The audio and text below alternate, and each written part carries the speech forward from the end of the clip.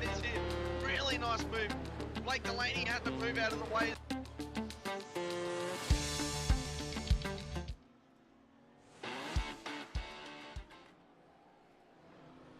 Good evening, sim racing fans, and welcome to your Friday night broadcast here on SRW TV. Tonight we bring to you, thanks to RaceKraft, our GT3 90-minute Enduro mini series. Tonight we are hosting you round 4 thanks to Warren and Brown, and we are at Circuit de Jerez over in Spain. The weather is looking partially cloudy, 22 degrees, which would mean our track temperatures would be a very similar amount. Tonight, it is myself, a very tired Nathan ShiBBy Howard, and a good friend and footballer, Tyler Sheaf. How you doing this evening, mate? Hey, I'm loving life. It's a Friday and I'm ready to rock and roll this weekend, but obviously, first of all, we've got the GT3s to watch. We do have the GT3s to watch, mate. It's great to have you back in the comms box with us again. I think tonight should be a cracking race. Circuit de Jerez. Do you know much about this track? Because to me, this is actually the first time I have actually seen this track. From memory, with a bit of history, I don't know much about it either. I have raced on it once. I had a bit of a nightmare of a race on it. So it's not on my favourite track, but in saying that though, it's a nice, good track. It's 4.4 kilometres, 15 turns, and I think it's a pretty iconic track out there in Spain. Mate, looking at the track layout, it looks like a pretty fun and exhilarating track. You've got the bottom end straight, the mid straight, and a bunch of really nice looking corners, some really tight, really in close corners, some quick left right, some quick hairpins, and then a few like nice sweeping corners. I feel like it could bring on some really nice racing tonight. I reckon definitely will. I think there's one thing that the drivers do got to be wary of. It's the pit entry. It is a very shallow pit entry. There's no right line on the track to determine where it is. Depends where they are on the track. Some drivers might make a mistake and be in an accident or two. So we're going to keep an eye on those pit entries and exits as the race go on. This is a 90-minute mini Enduro, so there will be multiple pit stops made as the drivers get round this track tonight. We've already got Ryan Shrives in the chat. Thanks for joining us tonight, mate. This is the GT3 mini Enduro thanks to RaceKraft. I'm just having a quick scroll through because I wanted to have a look. I forgot what day it was. It is a Friday. So the fuel restriction tonight is a 70% tank. So that's pretty decent for a mini Enduro. And from what the information I have been given, if my little notepad opens, is we will be looking at an expected laps with no safety car, 53 laps for the race tonight. Fuel tank is 70 litres, plus or minus 2 or 3, depending on which car the driver chooses. And we're looking at about 2.5 to 2.8 litres per lap, which I would say the pit window from the information is looking between 42 to 48 minutes. So depending on fuel saving strategies and the way the guys drive their cars tonight, they may be able to pull off a one stop. So it'll be something we definitely need to keep an eye on to see who pushes the hardest, sort of how hard the drivers are getting into the action. Definitely going to be interested to see if someone can pull a one stopper off tonight. It'll be very reliant on a safety car, to be honest. I think once it comes out on the track, it will make it a one-stop race. No matter where it is, so 10 minutes in or half an hour in. But we've got to remember as well, there's some tyre wear as well, which is pretty high. So with the new model of the update that they decided to put in, you can change your tyres without losing time. But you still got to be very wary not to push your tyres too much in the race. These GT3s do definitely burn tyres, don't they? Compared to other cars we see. My front end on the GT3s every time I race, it's always down to 20%, and that's in one stint. So it's not the best, but we'll get there one day. Wow, mate. Well, you are improving. Definitely. Qualifying has kicked off. The drivers are out on their out lap tonight for the RaceKraft GT3 Mini Enduro. Thanks again to RaceKraft for coming on board as our round name sponsor. And, of course, they are also sponsoring our qualifying session and pole position. Huge shout out to Warren and Brown Tools as well for our round sponsor. On the screen at the moment is actually last week's results. So Miles Burgess actually took out P1, Greg Barber P2, Douglas Gowans in P3, Adam Simpson P4, Jack Mitchelson in P5, Mitch McIntyre P6, Matty Gerard, which is a name we all know quite well from the Formula 3 series over the last few seasons, in P7, Jordan Ferguson P8, Adam L. Hughes in 9, Daniel Fritz in P10, and Jack J. Anderson in P11. If you guys haven't watched last week's broadcast, the live replay is on our YouTube, so if you want to go check that out. As we move on to the standings at the moment, there is a Pro-Am split, as you can see right there. Greg Barber of Crisscross Racing is leading the charge at the moment on 672 points. Not far behind him is his teammate Miles Burgess on 660 points, and again another Crisscross Racing. In third place, Mr. Adam Hughes on 630 points. We do know the Crisscross Racing boys are very predominantly GT3 drivers, so that does not surprise us at all, them being up there. Great to see old Douglas Grandpa Gowans from Velocity Sim Lab sitting in fourth, still extremely closely behind Adam Hughes there on 624. Adam Simpson from Fishy Motorsports, one of their first AM drivers, actually up in P5 there. Matthew Gerard, another AM driver for Velocity SimLab, holding in P6. Back to the pros with Troy Maguire from Fishy Motorsport, with, of course, Blake Delaney as well. Two pros there being split up by the AMs. Great to see those AMs drivers getting up there and giving it to the pro drivers. That table is super close at the top end there.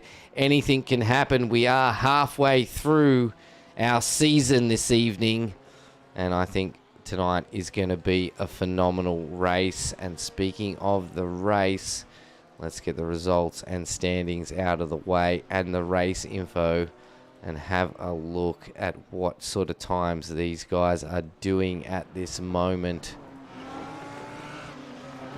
If you are new to sim racing, those times down the bottom. Greens is a personal best sector. The purples is what we are looking for. That is best sector across the board. That is beating everybody in that sector on track tonight.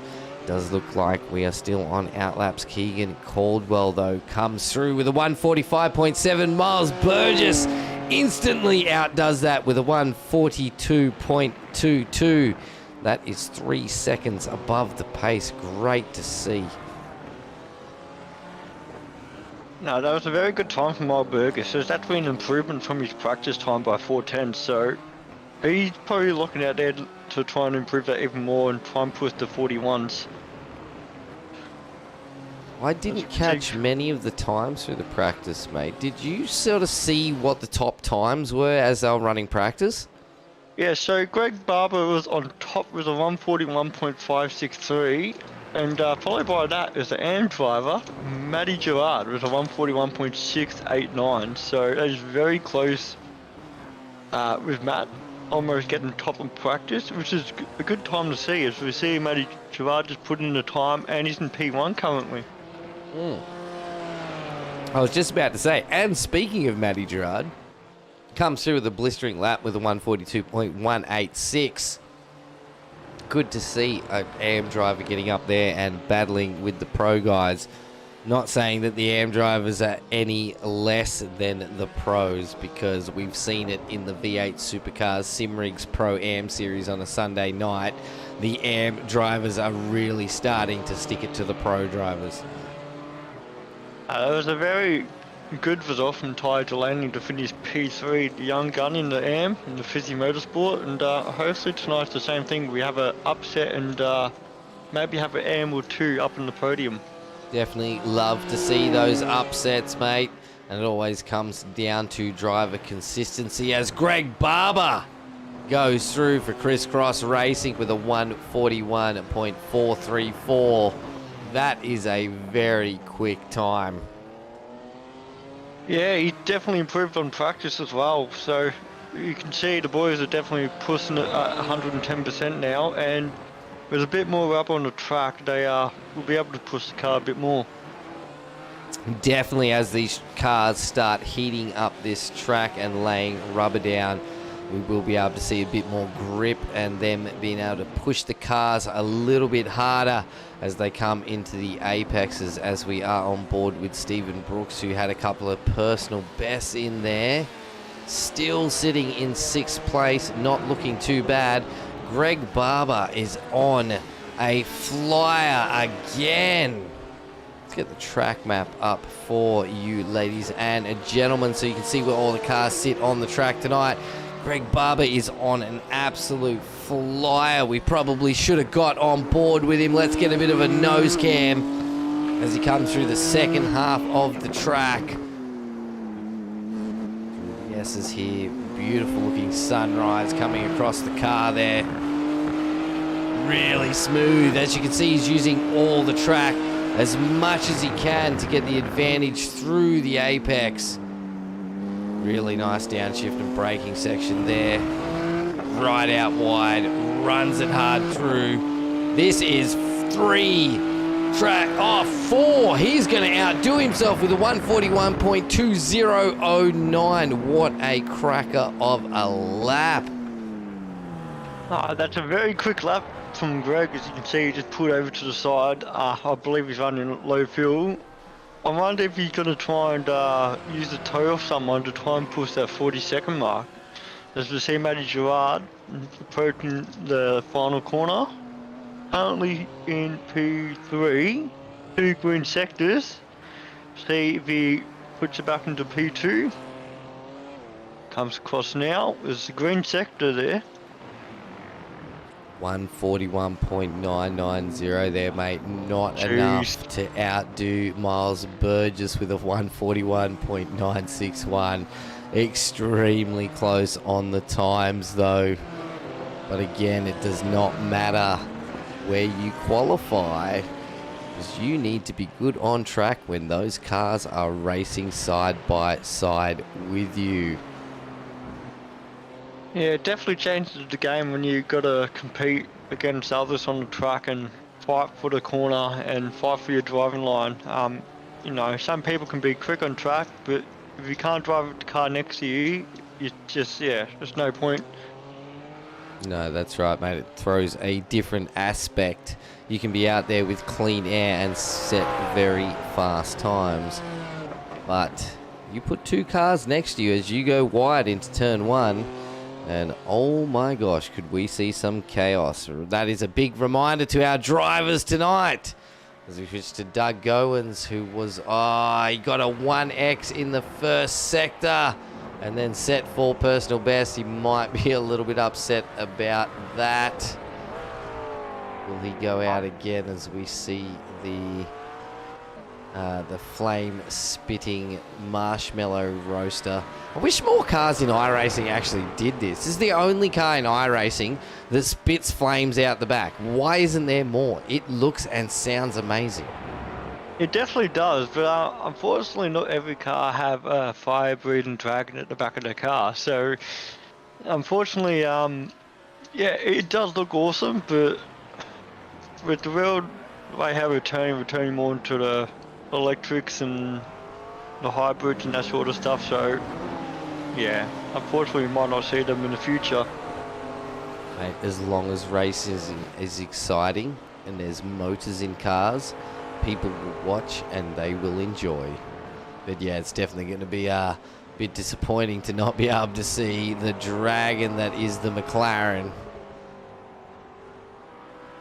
And he's coming back around. We are going to stay on board with him for this final lap because he did have just a 1x in the first sector, but he is on personal best again.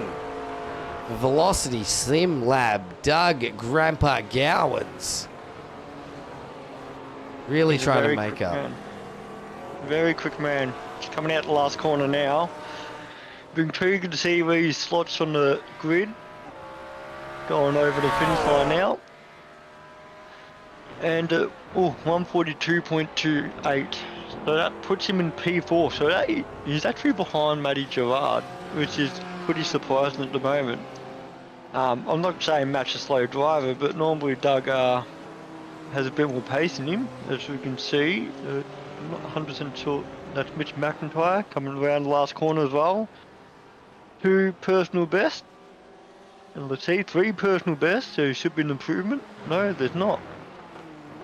142.804 to his 142.771, so right on that edge. It is always a couple of tenths or 100ths that can make or break a fast lap. Miles Burgess, Stephen Brooks, both on personal bests. Stephen Brooks on side, he's on 2 personal bests at the moment. Burgess comes across, didn't improve. Will still hold that second place though, on board with Stephen Brooks. Can he sneak his way out of 7th? No, he will actually set the exact same time, 143.239, and will hold his spot in provisional 7th. I think Greg got a struggle out there, hard to try and beat his time at the moment. It's just a marvellous time, 141.209. He's 7/10 quicker than both Miles and Matty Gerard, so I think he's in the prime box for pole position at the moment. As you can see, I'm not 100% sure who we're following. This is Greg now, mate. Greg? Oh, easy. We'll see how he goes. Jump on board with Greg, get a bit of a driver's perspective. Watch how he fights the wheel.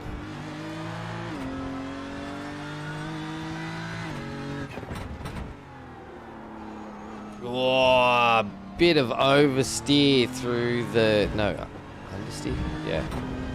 One of the steers, but I'm so tired, hey. Guys, I hope you've all had a great week.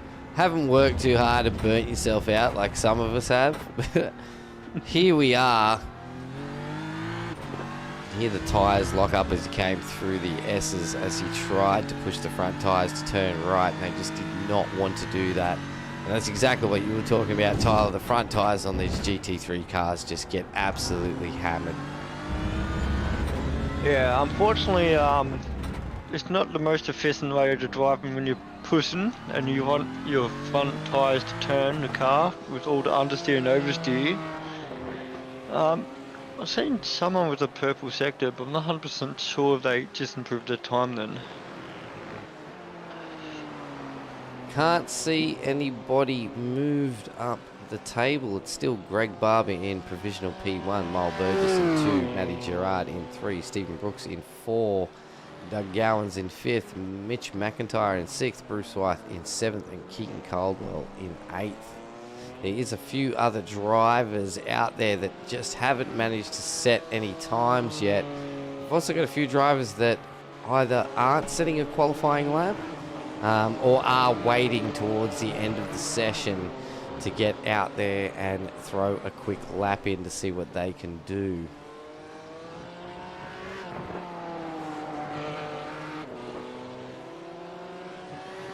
There you got Miles Burgess and Matty Gerard coming across the finish line now. Unfortunately, they both haven't improved their times.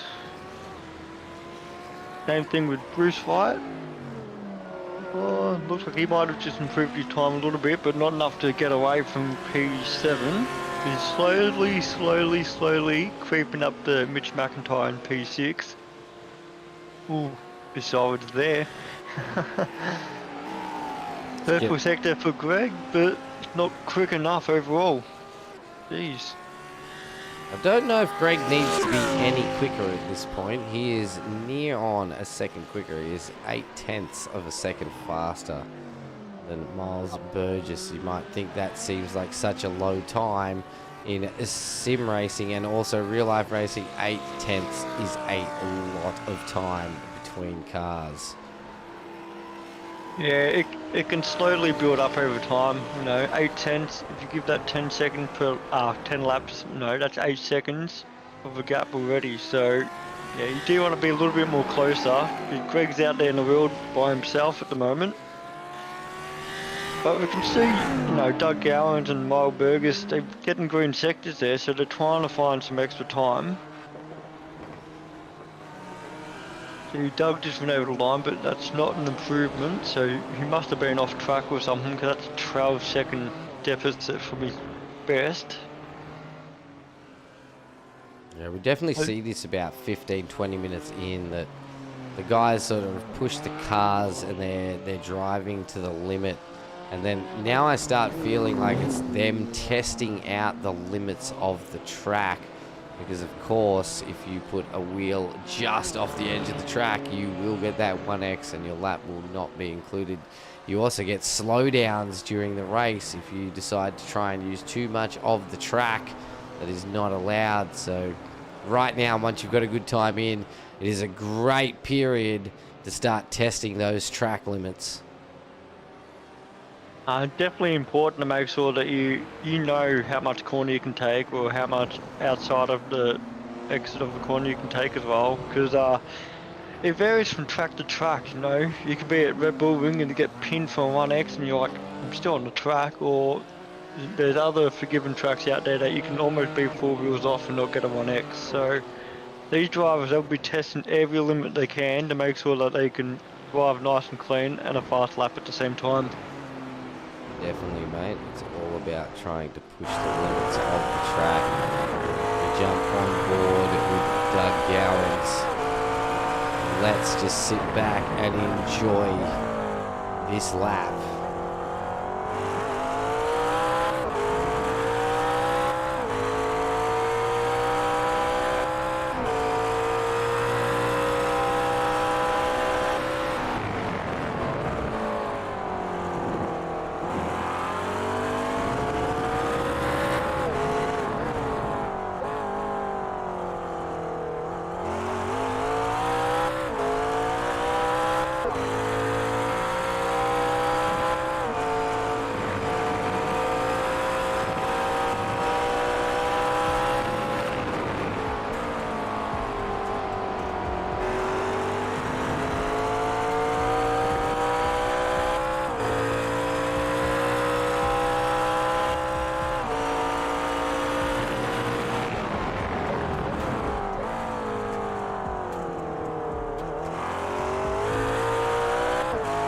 Dougie's got an improved second sector there, which is good to see. So he's still pushing the car, trying to make sure he gains some more time. It's roughly 2/10 off Stephen Brooks for P4. Not personal best in sector 3 there, but it could be very marginal there. Coming into the last sector now, got S's.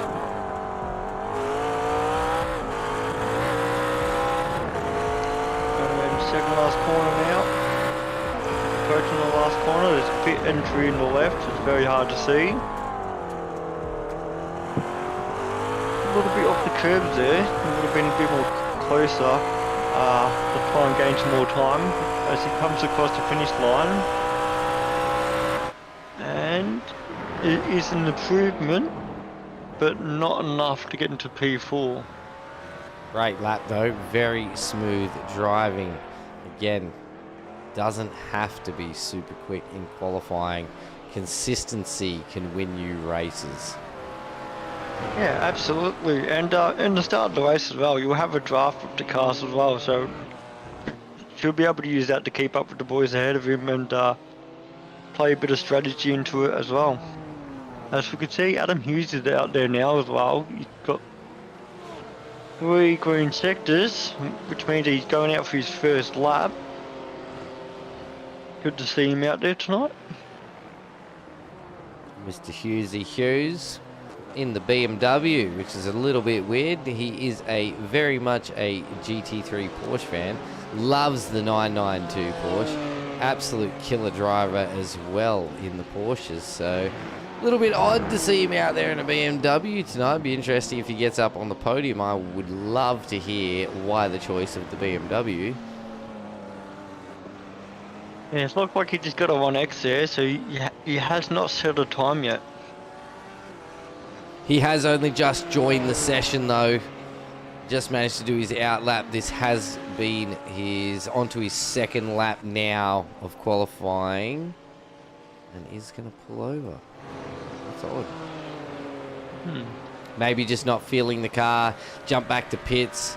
Try and adjust something. This is a open setup series. As Doug Grandpa Gowans jumps into second place with a 141.88. Well done there, Doug. He'll be happy now. Oh yeah, he found the time he needed and absolutely locked that lap in. Miles Burgess is hot on his tail though. He's only 0.02 of a second behind in the overall fastest lap tonight, thanks to RaceKraft.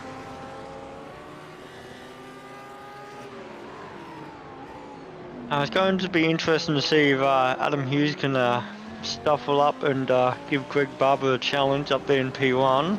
The boys out there, they're still trying to get their quickest time possible. As we see Doug Gowans getting to P2. But we've got Miles Burgess as well. He's trying to reclaim that front row start by the looks, which is good to see. But there's only 7.5 minutes left to go, so which is probably 4 to 5 laps that they can do, depends where they are on the track. So, oh no, it's gone sideways there. This is not a drift session, Miles.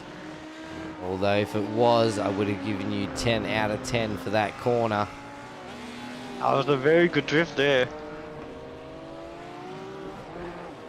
If you guys want to get involved with a bit of a drift session, occasionally on a Saturday night, I throw up a session in the Rallycross and the Pro Light Truck and the Pro Truck, and we do a bit of an open practice session, and we just get out there and cut some sideways sick drift sessions on many different tracks and have an absolute blast. If you want to get involved with the Sim Racing World and come out and get on track with us, head to www.simracingworld.com.au, or if you want to come along and join our Discord, get to know the community and get involved with some of the stuff we do, the Discord link is below in the description, as well as if you want to help support us by supporting all our sponsors, they are also in the descriptions below.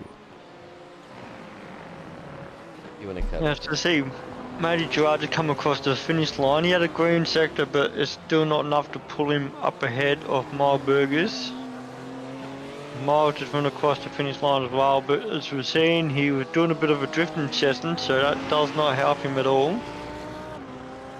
I have a little person that would like to say something to the whole stream here tonight.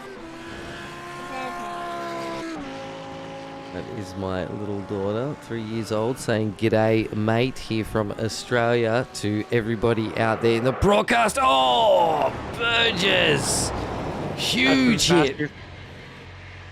Lucky that is a rear-engined car, and shouldn't have been too much damage, but the, of course, radiator is all in the front as well. So, but that was a big hit. Hopefully we don't see that throughout the race tonight. Yeah, Matty Gerard's out there at the moment, as you can see on the screen. He's got 3 orange sectors at the moment, but he could be very close. But the man I was talking about earlier, Adam Hughes, just put himself on 141.635. So that's a P2 at the moment for Adam Hughes. Well done to Adam Hughes. Great movement there. Good to see him cutting some sweet times out of the Porsche and jumping into the BMW.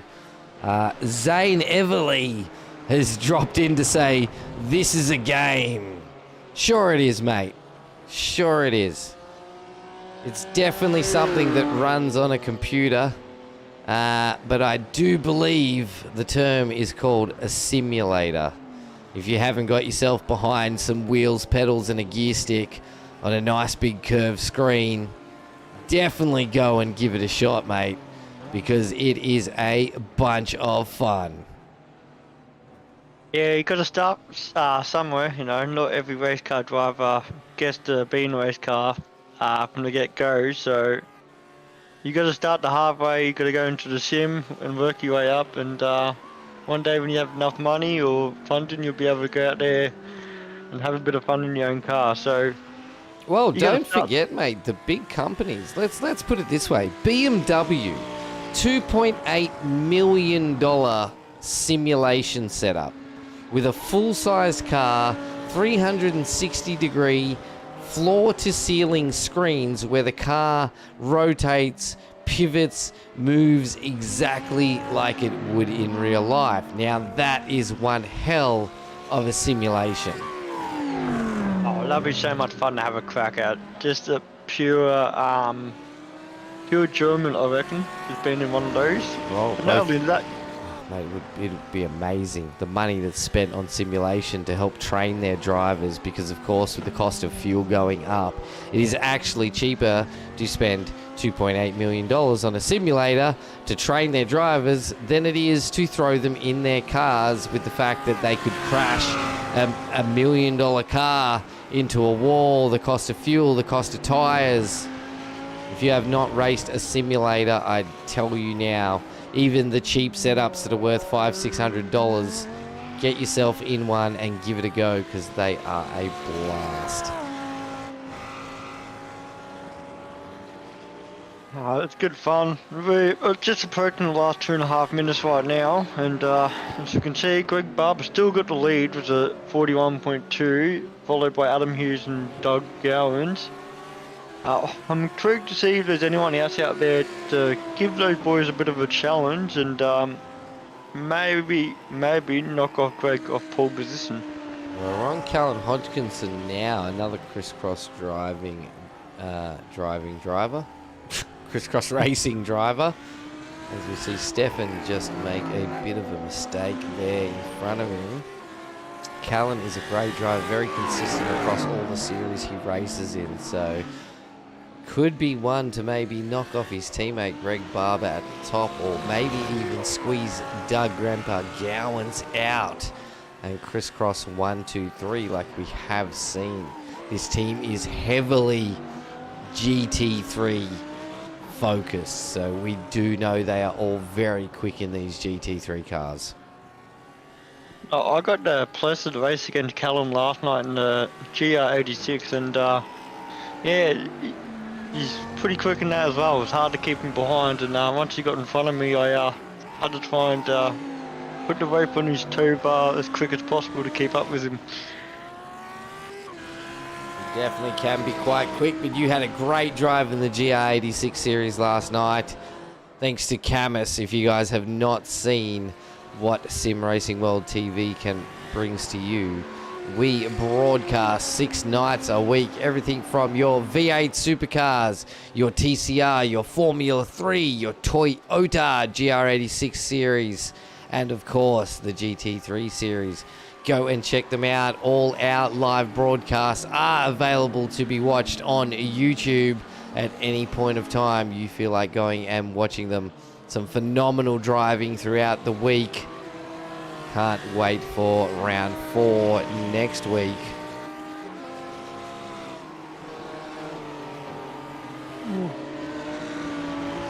The second flag is about to come out, so it'll be interesting to see Matty Gerard and the boys behind will make it across the line for one final dash. And checker flag's out now, so that means that everyone that comes across the finish line, that is it for them. Matty Gerard come across the finish line, currently in P6, and he's improved to P4. He just knocked off Dougie Gowans at the moment. Yeah, Mulberg has put a nice, good, clean lap in with a 141.7. Still out there at the moment with one green sector.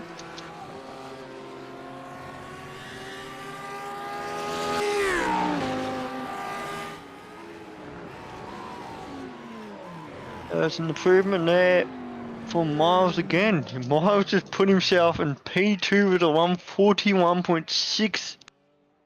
Oh, 368, sorry. For P2, that is incredible. What a lap. Adam Hughes as well, sneaking in with a P3 with a 141.635.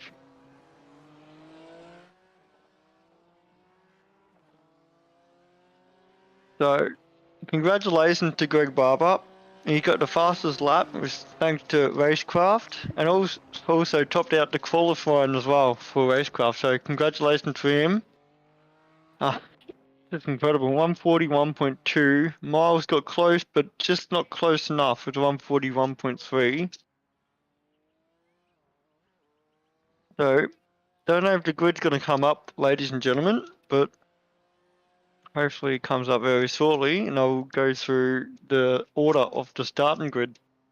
But we do got to thank the stream sponsors. So, first of all, thanks to RaceKraft for sponsoring the GT3 Mini Enduro series, followed by our round sponsors, Robin and Brown. Then we've got other sponsors as well supporting us, which is Grim Industries, Polysim, RaceKraft, Tempted Sweets as well. So thank you very much for joining us, and yeah, looking forward to getting ready for this race. So the grid is finally up, which is good to see. So Greg Barber for Crisscross Racing, starting in P1, followed with his teammate Miles Burgers and Adam Hughes in P3. So that's a crisscross 1, 2, 3. Then we're followed by Matty Gerard and Doug Gowans in P4 and 5. So congratulations to the Velocity boys for that. Then you've got Stephen Brooks in P6, Mitch McIntyre in P7, Bruce Wright in P8, Keegan Caldwell in P9. And then we also got on the grid as well, I'm not 100% sure if they're racing or not, but it's Jet Murray, Callum Hodgkinson and Dylan Gray. So we are about to get ready for racing as the boys are lining up behind a safety car.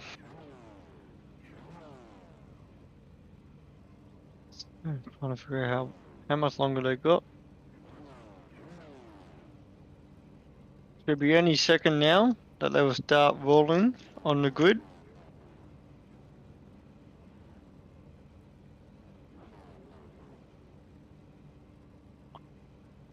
Yeah, it's a bit of a waiting game when you're waiting for everyone to grid up. Unfortunately, we can't fast express it, as someone on the session might not be joining in for the race.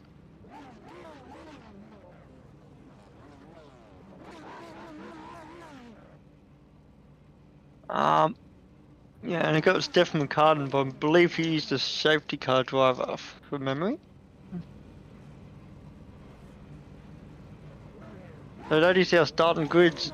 All the boys are getting ready to fire their car to be green light now.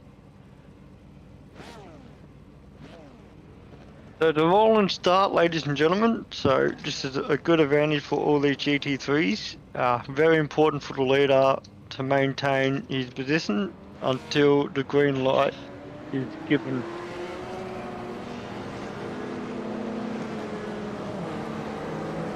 It'll be interesting to see as well with the 3 crisscross races in P1, 2 and 3. They're going to work as a team to fight off the Velocity boys in P4 and 5.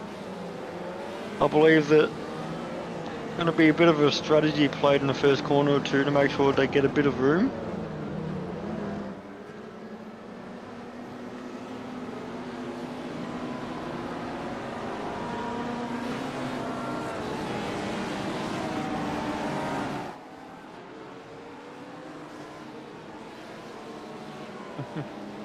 All good. So they're coming around the last corner now. And they're about to get the green light.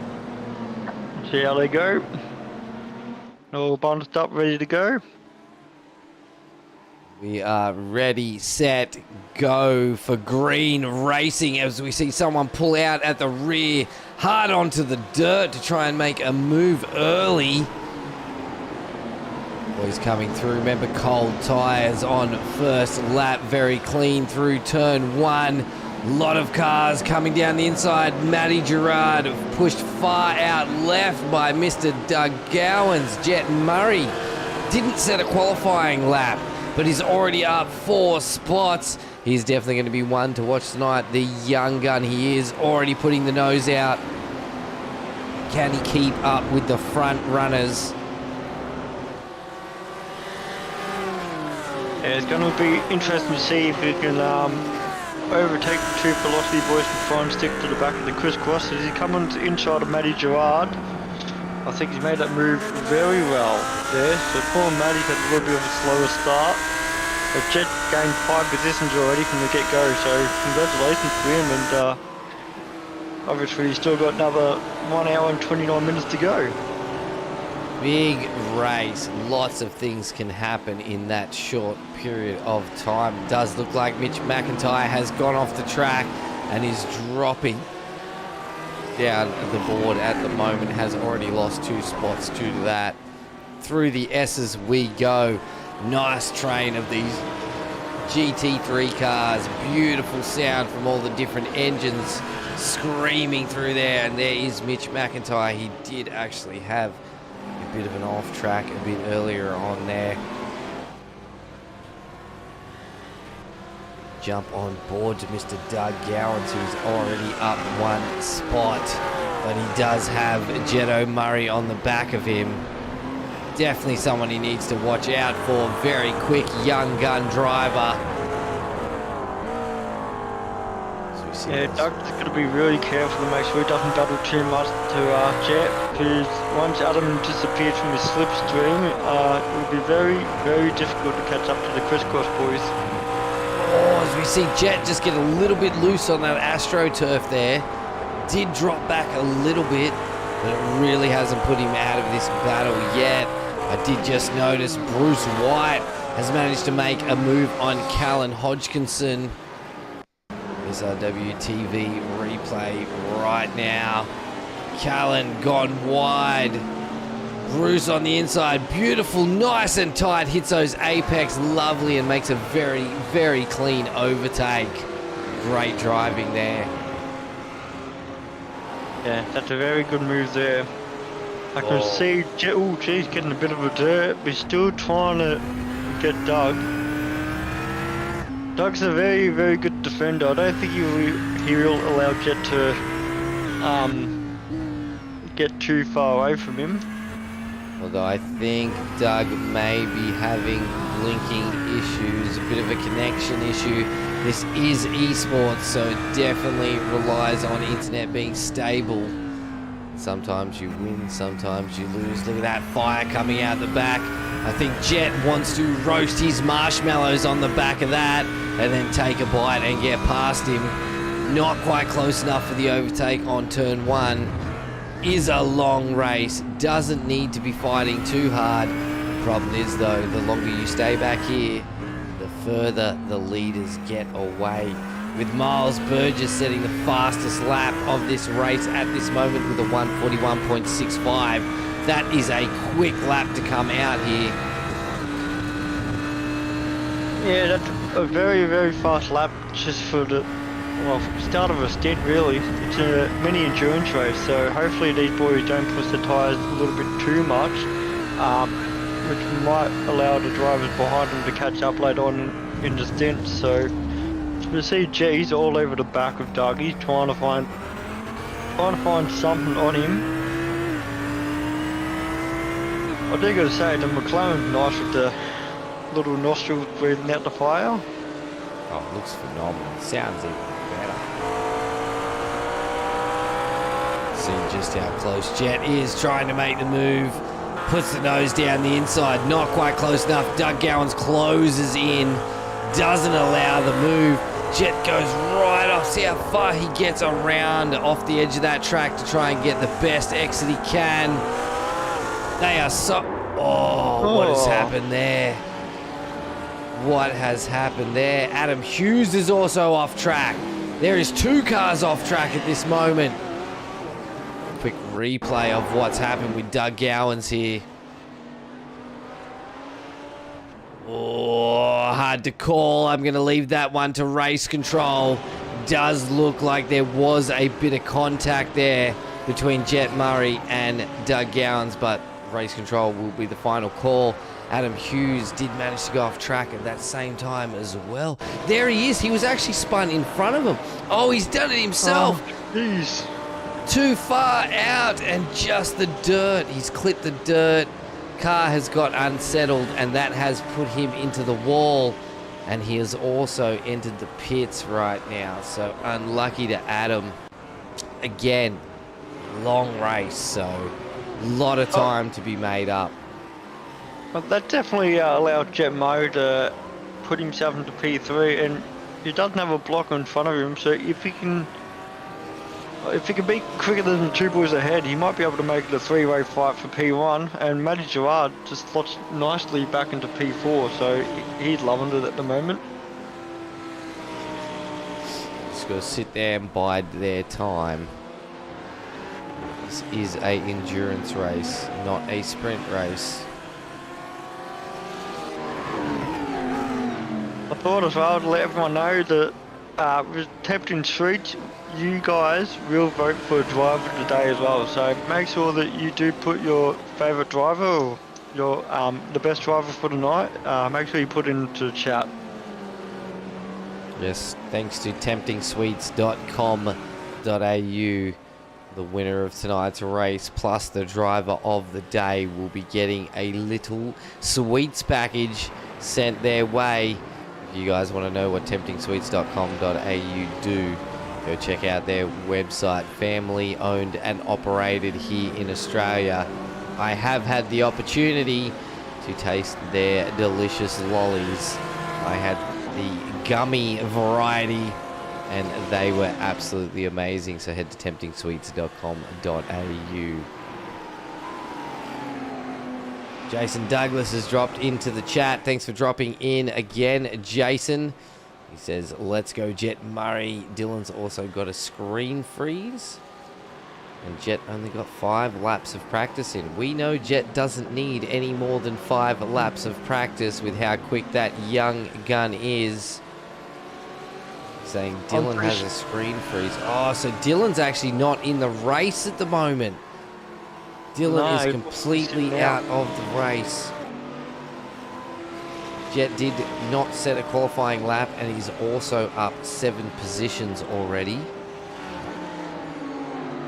Yeah, considering how quick Jet Mo is, yeah, sometimes you don't need to qualify. Get a bit of a challenge going from the back to the front, as you can slowly try and catch up to Miles and Greg up ahead. But he's also keeping Matty Gerard behind him. It was a nice. Oh, yeah, had a real grid. Oh, yeah, that makes so more sense. Dylan is actually out of tonight's race, which is really unfortunate for the LMR esports driver. And it does look like Jet had a rear of grid. I would say that has to do with last week's race. Let me just quickly have a look.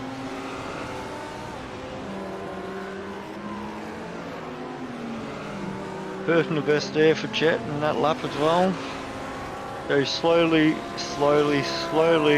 getting quicker, but the gap between himself and Miles haven't improved that well. Yeah, so Jet Murray did have a rear of grid from last week. The cool down procedure breach, didn't have enough fuel in the tank to make the cool down, but that definitely hasn't stopped him tonight for making up those positions extremely quick. Yeah, something that these boys do got to be a bit worried about. So the fuel usage, you're looking at lap, not lap, the time of 42 minutes to 48. So depending on when you pit, I hope that the boys don't run out of fuel and make the repeat of what Jet did last week. So it'll be interesting to see what they got to sacrifice. Sacrifice next week's race for a podium, or just go all out. Well, the thing is, mate, if a rear of grid start means you win a race, you're going to take that win. Yeah, you're not wrong. I would do that for my first ever win. Following Keegan at the moment, currently in P11, so down 2 positions at the moment, but he does got Adam Hughes ahead of him, not too far ahead, so hopefully he can try and creep up and make a challenge for P10. He was really close to the back of him, but I think with Adam Hughes' experience and the pace that he has, he's just absolutely gapped him. He was only 0.4 of a second behind Adam Hughes, and now he's pushed that out to 0.3 of a second. So that is absolutely showing Adam Hughes' pace out here tonight.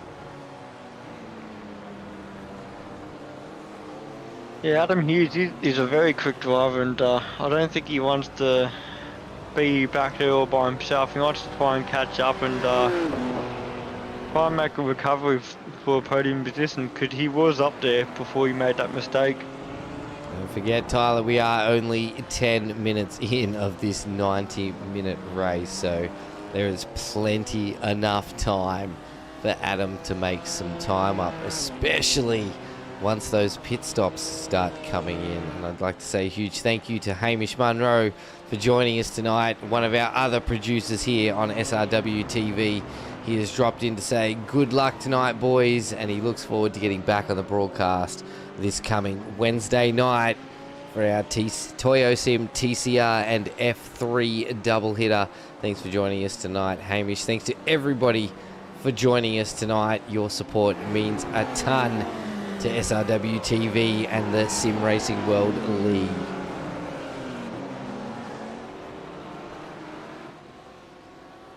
You can see Miles all over the back of Greg. I don't think those two will be challenging for P1 at the moment. They rather try and work as a team and create a gap to Jet Murray and Matty Gerard to make sure that they get P1 and 2 for this race.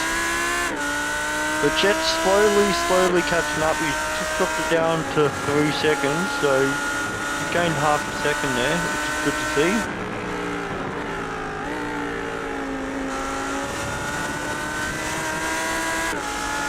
But yeah, watching this camera angle here, you can just see how nice and clean Miles is. Hitting his apex, good braking as well. And he's also in a different car to his teammate as well. His teammate is in the BMW while he is driving the Audi. Which they are the only team as well to be driving in different cars. You got the two Velocity boys who drive different cars. So Matty Gerard in the BMW while his teammate Doug Gowans in the McLaren. So good to see that, you know, the teammates allowed to use different cars, and also to say that you can be competitive no matter what car you're in.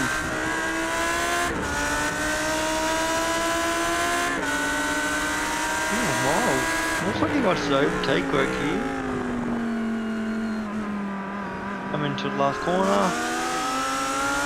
and just followed him.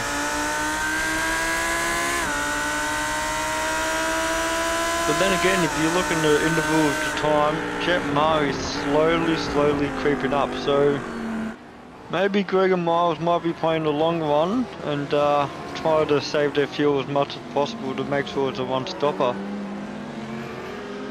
As once again, Jet just set his personal best as well in that lap.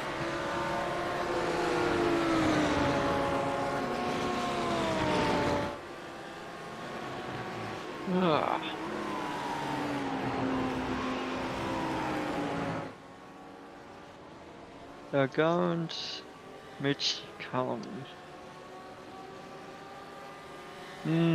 Interesting.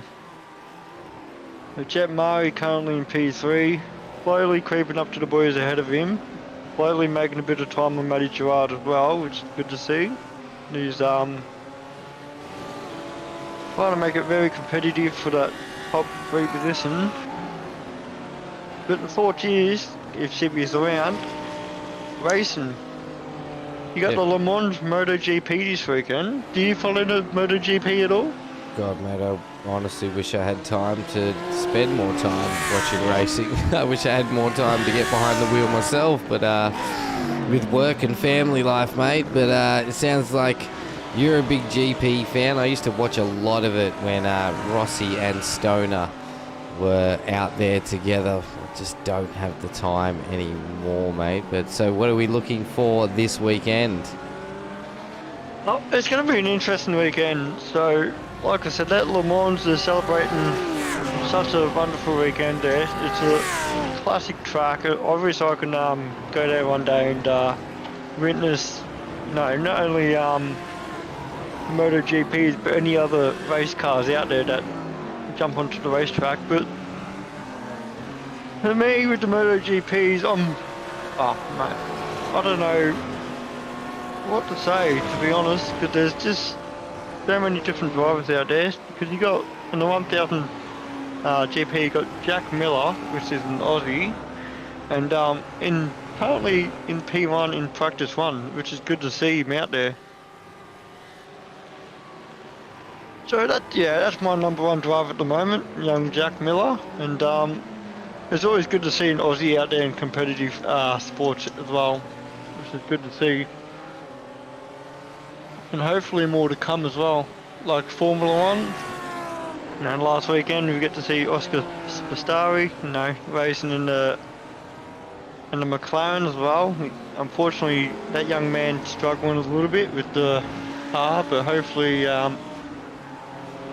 in the future he can get some good results and maybe be a future Formula 1 world champion.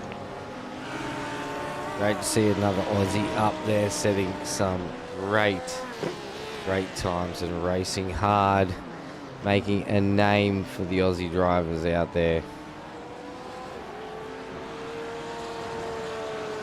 Yeah, Stephen Brooks currently in P5. People a little bit of time away from Matty Gerard, just 8 seconds behind him. But in saying that, there's Bruce Wright 3 seconds behind him as well. So got a little bit of a cushion. He could just be consistent, make sure he doesn't make a mistake. He's in a really good position to finish in the top 5. And currently Mile Burgers does got the quickest lap of the race so far, with a 1:41.646. So not as quick as qualifying, but he's very quick out there.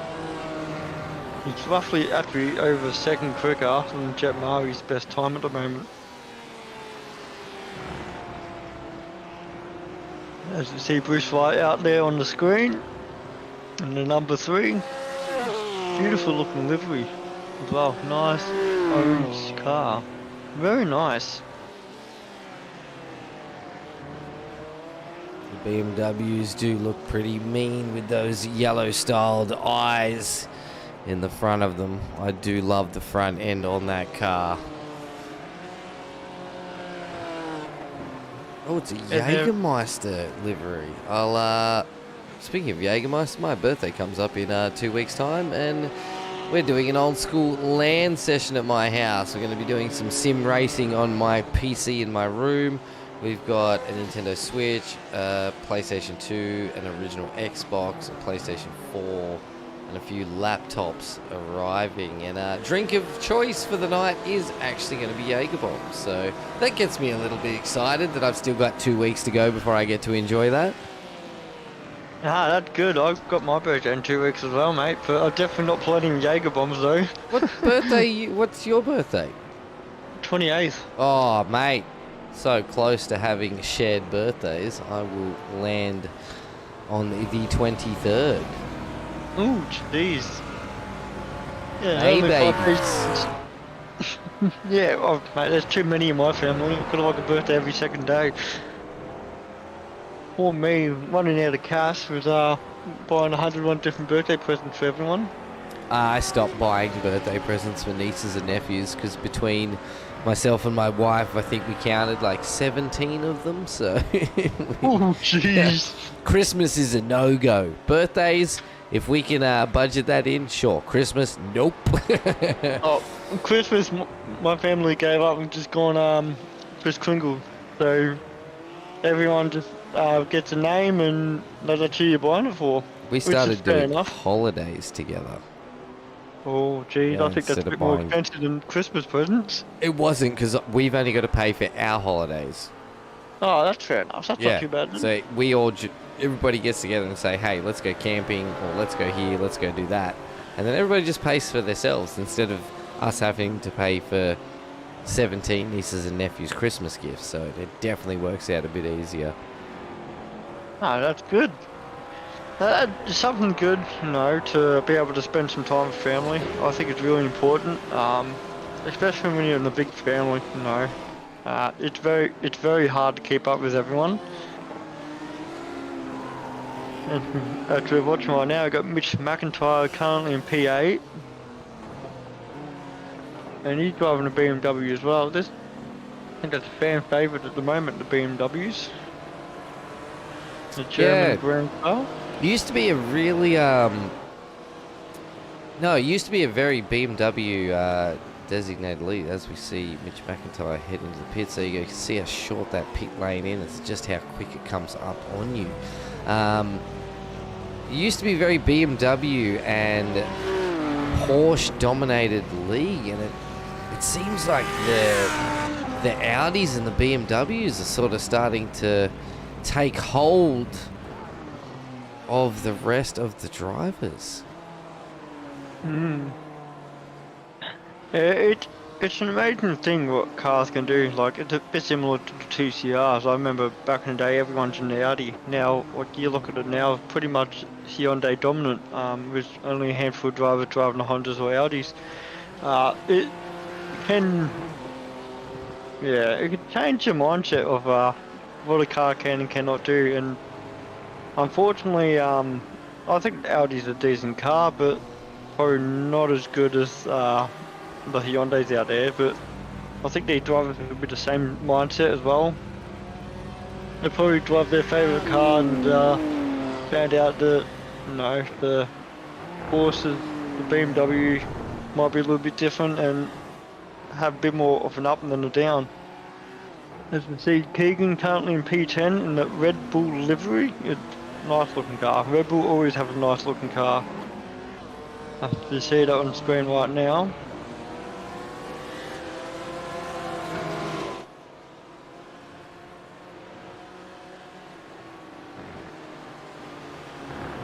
As you see as well, that's the leaders right behind. 1, 2, and Jet Murray only 1.5 seconds away now from Miles in P3. He's slowly catching up, which is good to see. You can see just how close they are at the moment there, but they're definitely catching up to that lap car very quickly. Again though, this is an endurance, so these top three probably not want to be battling each other at this point. They're definitely going to want to be sitting on top of each other as much as possible. Yeah, well, they've got a slower car they're approaching at the moment, and they just got to be really careful not to make a mistake and try and overtake appropriately. As you see, he's just pulled over to the side, which is good to see. Great sportsmanship there. And slots in front of Jet. Ooh, you see Miles just hit the dirt there, coming out of that corner. And Jet just went past the slower car. Going to be a dangerous game now, as Miles slowly drifting apart from Greg, and which is allowing Jet Murray to actually catch up to him. As you see, the time slot there, 1:42.7 from Greg. Is basically on pace with Jet Murray, but Miles lost 6/10 on that. See Callum Hodgkinson as well, he's in the pits as well. Be interesting to see how long he's in the pit for. Hodgson pit. That's very early pit times. I wasn't expecting to see many pits until, 20 minutes where we're at now. I wonder if Hodgkinson has had a bit of an incident or something that's caused a bit of damage, and he needs to get in there and just fix up his car a little bit. To jump on board for the replay here with Callan from Christmas Racing. There it is. He has had a bit of an off track. He may... I don't see any need for repairs, but maybe it could have been worth his time to duck in and just replace those tyres. But very interesting time to pull a pit stop, that's for sure. The tyre wear on this track is very high, so you might be thinking his front end is cooked and might want a fresh set to put out to his next stint. And also, you could be also relying on the safety car as well to drag him back in the back of the pack.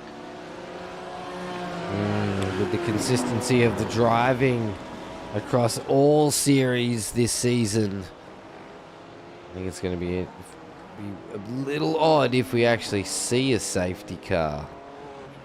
We did see one last night. Saw two last night, which was I think, yeah. One car upside down. That was funny to see driving past. Adam Hughes currently in P8. He's a fair bit behind his teammate. The last data I see is 42 seconds behind Greg Barber, so he's got a long way to catch up to his teammate, but he's got a very nice consistent lap time out there. But just not quick enough to catch up though, I don't think. Not at this moment. But again, there is some serious time left on the track here. Obviously, Doug Gowans, you obviously had that unfortunate incident where he spun around with Jet Mo behind him. Currently in P7. Then again, he's looking like he's got good lap times as well, so could be possibly catching up to Bruce and Steven, but is enough to catch up to Matty Gerard though. Got a fair bit of gap between those boys. You do expect pit stops to start rolling in within the next 15 to 20 minutes, and I think that is going to really throw some interesting racing in towards the end of the race. I do think we will see... Oh, what has happened? Oh my gosh, nearly taken Doug Gowans with him. Looks like Gerard might have come off the track there with Keegan as well. On board with Matty Gerard here. Oh, self-slide there. But what about the Red Bull and Bruce White though, Luke? On board with Keegan right now. Has Bruce come out of the pits? Is that what's happened? Yeah, I don't know what's going on here. It's a bit bizarre to see two cars stopped on the road while poor Doug had almost nowhere to go. This is after the spin with Matty Gerard. It says Keegan has come off track, and we could definitely see that there was an incident involving Keegan and Bruce White, but he doesn't seem to be anywhere near Bruce White on the track at the moment, so I'm very confused with what has actually happened. Maybe if we grab a clip a bit further up. There you go, this might be here now. Oh, so Keegan's already around there, and he's come back on track into him. So what's happened to Keegan? Oh, it's a self-spin. Looks like he's... First up behind Matty Gerard. Yeah, he's let Matty Gerard go, and he's locked the brakes. He's downshifted. Compression lock-up. And he's around, and he didn't do the right thing. Oh, he has got off the track there. He should have stayed there. No need to Yeah. get back on track at that point, mate. Not a great move there. Race Control will definitely have something to say about that.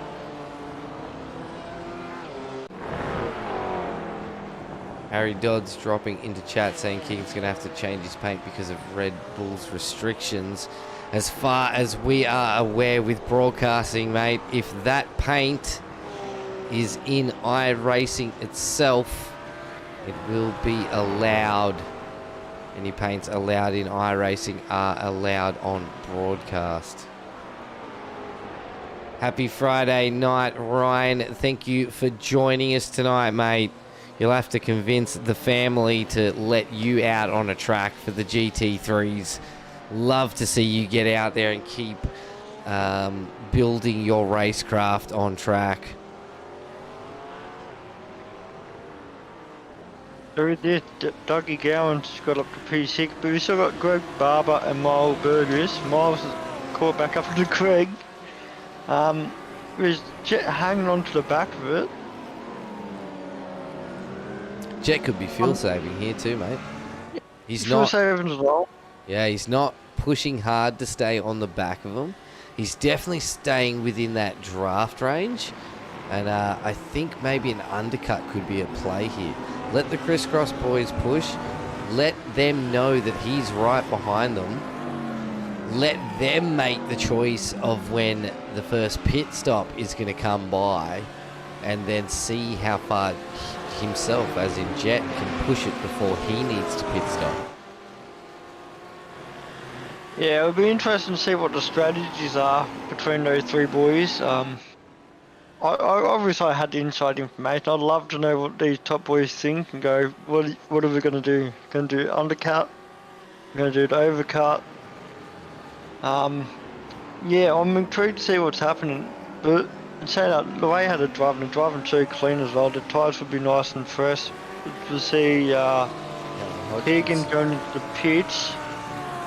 Oh, Keegan Colgan, sorry. I saw Callan. Yeah. I was like, that's Callan. No, yes, it's surname. It's Keegan. Keegan Colgan to the pits. I'm talking about Callum. He's out currently at the moment, so I'm not 100% sure what happened there, but...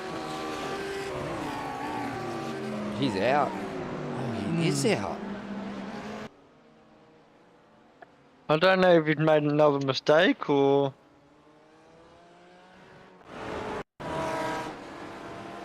On board with Callan now, the most recent replay. Yeah, we have seen that one. That was the last replay that he came off track, and he hasn't left the pits since.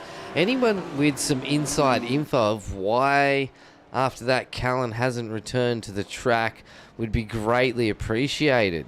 Maybe he is actually having some technical difficulties with either his PC or his sim. Well, that changes the game up, because that means it won't be crisscross 1, 2, 3. It will be a different result in the top 3, which is good to see. Ooh, Chet just went sideways there, coming out of that corner. Trying to keep up with the boys ahead of him. Oh, he's out on the gravel track. He's probably overdriving that a little bit too much at the moment. As we hit the half an hour mark, so still an hour to go in this race. If I was Jet, I wouldn't try to push too much, because you still got 1 hour to catch up to these boys and challenge for the victory. Which McIntyre has joined the broadcast tonight after unfortunately having to retire from the race tonight, and he has let us know that Callan has disconnected. So I'm wondering if there was actually some sort of technical difficulties happening on his end. Thank you for joining us tonight, Mitch, and that is very unfortunate that you had to retire from tonight's race. But keep your head up, mate, and we want to see you out here again next week. And of course, thank you for joining the broadcast to cheer on the rest of the drivers tonight.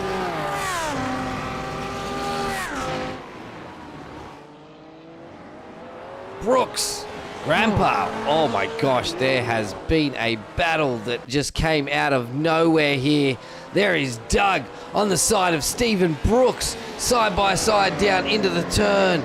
The fire is breathing, and Doug Grandpa Gowans make that pass look easy as that dragon of the McLaren shoots through that corner.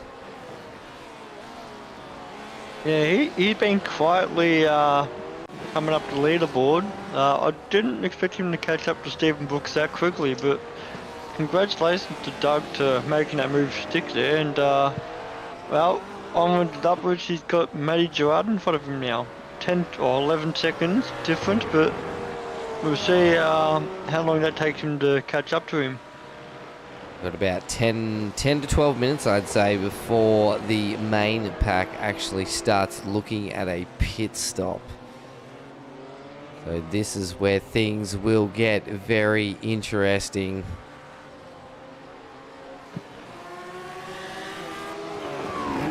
Let's jump on board for a lap with Greg. Actually, let's jump on a lap with Miles Burgess as he sits on the back. Mr. Greg Barber, and enjoy the sound of these GT3 cars.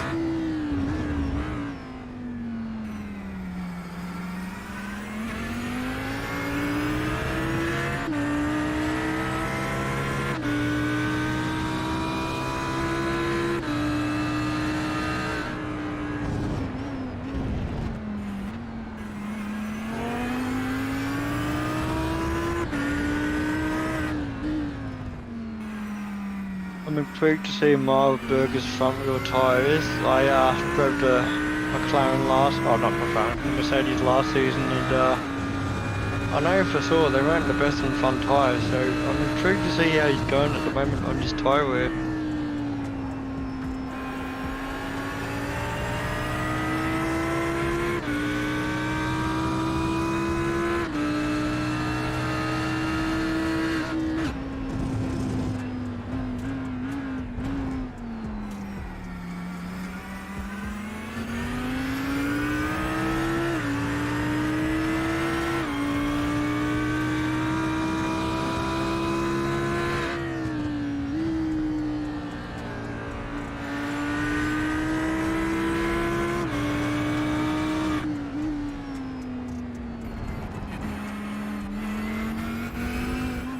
Nice corner there.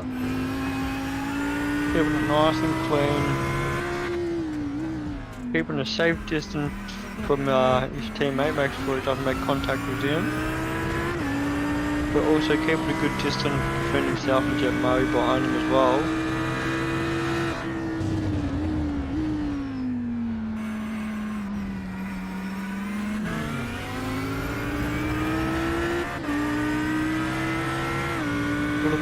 Slow exit from Greg Barber there.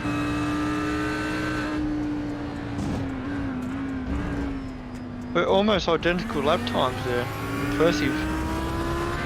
42.974 and 42.981.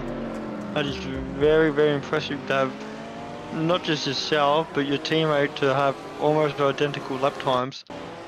During that time, we missed Adam Hughes make a move on Bruce White to move himself back up another position after plummeting to the bottom of the table with a self-spin on lap 2. That puts him back up into P7. Still 4 spots down on qualifying. Your biggest movers and shakers tonight are Jet Murray in P3 in 7th place. And your biggest shaker, unfortunately, is Mitch McIntyre, who did have to retire from the race, which is not what we want to see. We want to see these lads out here racing hard and getting amongst the action. As I also see as well, Doug Gowans slowly approaching his teammate Matty Gerard, now in the 9.5 second margin, so he's put in some really good consistent lap times to try and catch up to Matt. But you also got Stephen Brooks as well, made a fair bit of a gap distance between him. And Adam Hughes is quickly approaching Stephen Brooks. So he's only 2.3 seconds away from him as well, so This top 5 is still open for anyone to take it up, which is good to see.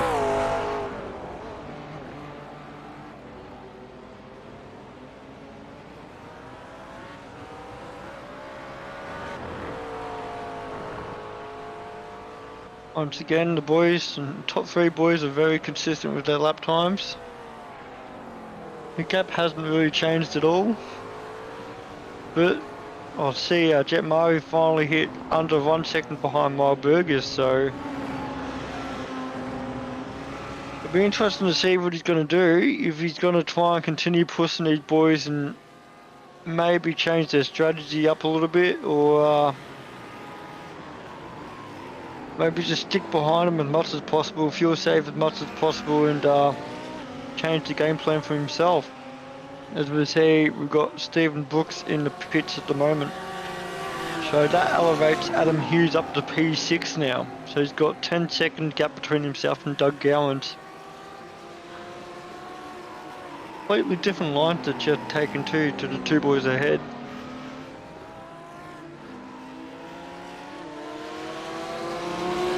Nice exit from all 3 of them.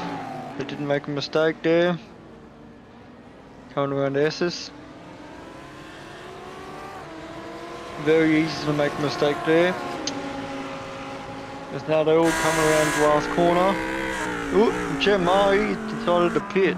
That is the first of our pit stops in between that 41, 42 to 48 minute mark with the fuel burn tonight. Interesting. So what we need to do is now keep an eye on Greg Barber and Miles Burgess. They may actually be able to save a little bit more fuel working together as a team, as we see Gerard come in as well. So a few guys dropping in. Oh, Brooks is in as well. That did change the game a little bit as well, because it's not the halfway mark yet. It's still got 3 minutes before the halfway mark. So the question is, are they going to fuel save to make it, or a plus and dash at the end? The fuel burn was 2.2 to 2.7 litres per lap, and with only 70 litres in the tank, Jet's right in that moment of needing extra fuel, because it's definitely, each car on track is extremely different to its fuel burn, so that's why I say 2.2 to 2.7 litres per lap, and of course depending on the car and the driver. So Jet is right in that window. So I wonder if he realizes that with this early stop, that if the leaders pit now, he will actually take the front run. He will create an awesome undercut, and then he, if he can keep the gap, will hold that position for majority of the second half of the race. So definitely going to be Greg Berber and Miles Burgess here now. Jet Murray, this is the guy that we need to keep an eye on. Does he have enough time to get around? This is a very, very short pit. Oh, the good thing about Jet Murray is that he has no one in front of him to block him at all, so he can go at full pace, but it is cold tyres, so you've got to be wary to make sure he doesn't make a mistake.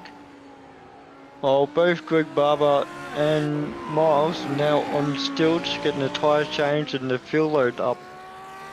Yeah, you can see down the bottom those white times counting. That means they are in the stalls. You will see the time lock itself out to the right hand side when the stall has finished. Here comes Jet Murray around the final corner. They're still in their stalls. He is actually going to use the undercut and get out in front of them. He's only going to be 1 lap shorter on fuel than them. They are still in the stalls. He's off and gone. Oh, yeah, that was Burgess and then Gowans. No, that was Barber, sorry. Barber sneaked out in front of him. But Jet has warm tyres. Jet's going to be able to push him extremely hard here. Well, the best thing that Jet done, he split the sandwich, so it means that now he can put Greg under all the pressure he wants, which he has, and he just took the lead as well. I think Greg's let him go. I feel like the way Greg moved out to the left-hand side off the apex then, he actually has just let him go. I think Greg's going to play a little game here. Greg, we know Greg's quick. He's got his teammate Miles Burgess right behind him. They're going to play the game of fuel saving and trying to push Jet. Push Jet to make the mistake, but also fuel save. Don't forget, one lap can make a huge difference when it comes to the end of the race. I'm very intrigued to see what the strategy is. I believe what their main goal is to make sure that Jet doesn't get too far ahead, which is the most important goal. But they must believe that they got good enough pace to be able to keep within him and overtake him later on in the race. Teamwork Jet makes just the disappeared. dream work. Doug Gowans also made a pit stop that lap as well, so he's still behind Matty Gerard, but he's under 7 seconds now. And Adam Hughes is quickly catching up to Doug Gowans as well. He's under 8 seconds. As you can see, the lap time difference there, Miles had a 6-second difference between himself and Jerez. I don't know exactly how that works, but didn't hear him just went out the pitch as well. What was that? 6-second difference? Oh, in the pit stop time. No, for his last lap. So Greg Barber had a 2:19 because he came out the pits, but I think Miles must have been, he still must be behind the start-finish line. Oh yes, of course, because if you're stalled in the pit lane, it's actually behind the start-finish line. It won't count as you finalising a lap until you cross that line.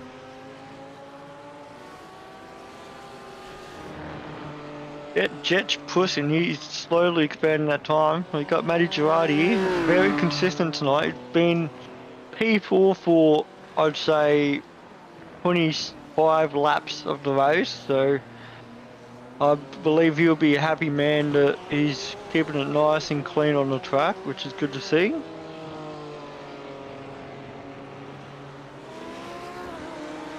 He's 22 seconds behind Miles Burgess. I don't believe he'll be able to catch up to the 3 boys ahead.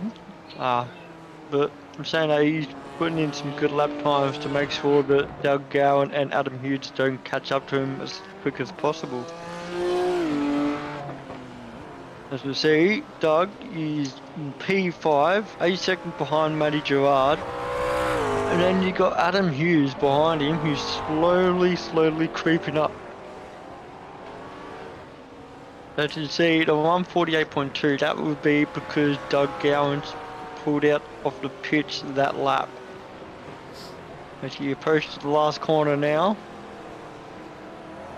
Look at that nice, beautiful car, especially with the flame coming out. I love it. Matty Gerard just set his personal best lap time with a 142 flat. It's good to see from him.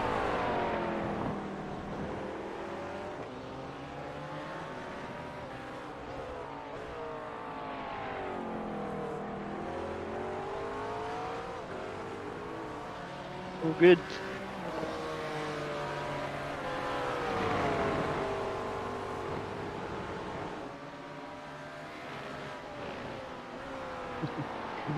All good. Yeah, so we've got Adam Hughes as well. He just collected his personal best top lap time then as well. So he's trying to push the catch up to Doug Gowan to a P5. And once he gets to that battle there, he would try as quick as possible to catch up to Matty Gerard as well. As we see, Greg Barber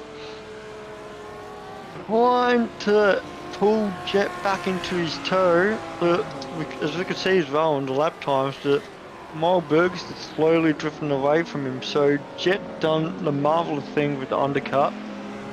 He ensured that he split the sandwich, got in front of Greg, and now Greg has to challenge for P1. Let's see, last lap time 142.5 for Jet, and Greg was a 141.8, so 7/10 quicker. So he's slowly getting back up to him. And Miles was a second slower than Greg, so unfortunately Miles is too far out from the toe at the moment to try and pull himself back into the battle for P1. Oh no, Jet Mo just hit the gravel. Greg, he's got to come in. Oh, Geez, there's a bit of contact there. There's a fair bit of contact there. But that allows Miles to catch up to the pair of them as well now. But Chet still maintains that lead. But Greg, he's looking for a move. I think Greg's strategy is to get back in front of Jet Murray and try and slow him down a bit to allow Miles to come back to compete for P2.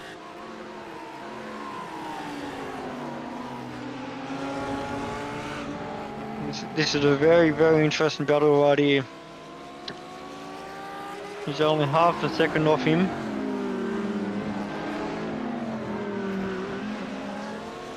A little bit of a slow exit there compared to Jet there. Jet, who has made 9 positions so far, he had a rear grid of a start, so that's the reason why he has a +9.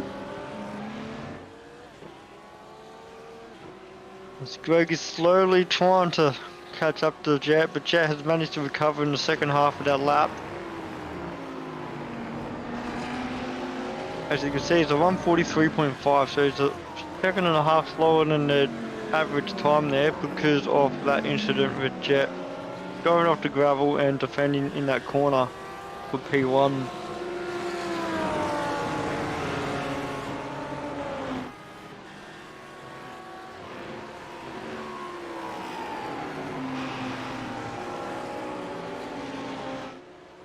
It'll be interesting to see as well was Doug is slowly pulling Matty Gerard in now. It looks like his tyres have warmed up a bit, but the man behind him, Adam Hughes, is also trying to pull him in as well. So he's under the 6-second mark here. So this could be very interesting to see how many more laps it takes for Adam Hughes to catch up to those two boys ahead of him. As we see, Greg and Jet still battling for P1 of tonight's race.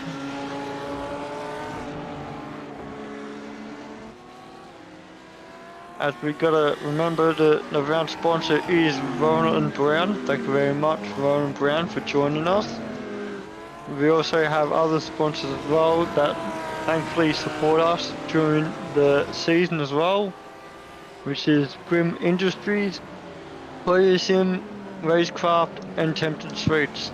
So thank you very much for supporting not only our broadcast but also our league as well.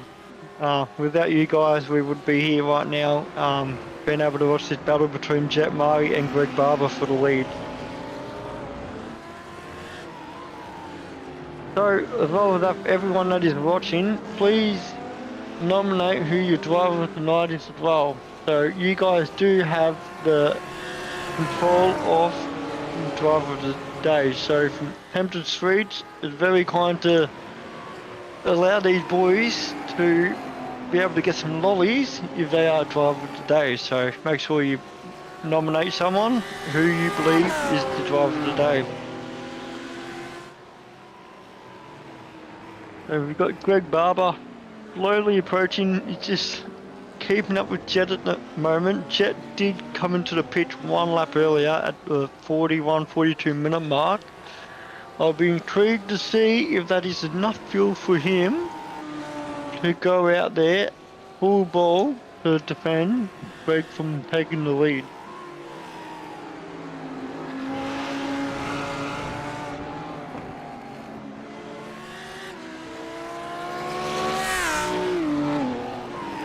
Unfortunately, you see in the background there, Miles is slowly drifting away from Greg and Jet. It just proves how important it is to try and stick with the toe. Once you lose the toe, it's hard to catch up, especially when you've got quick boys ahead of you. As you see, Jet and Greg coming across the finish line. Greg is just having a look, he's having a sticky peek, but he's too far to make a difference on Jet. See there, he disappeared for a second, so it looks like his internet might not be the happiest at the moment. Unfortunately, Australian internet is not the best in the world. Hopefully one day everyone gets to have quick internet.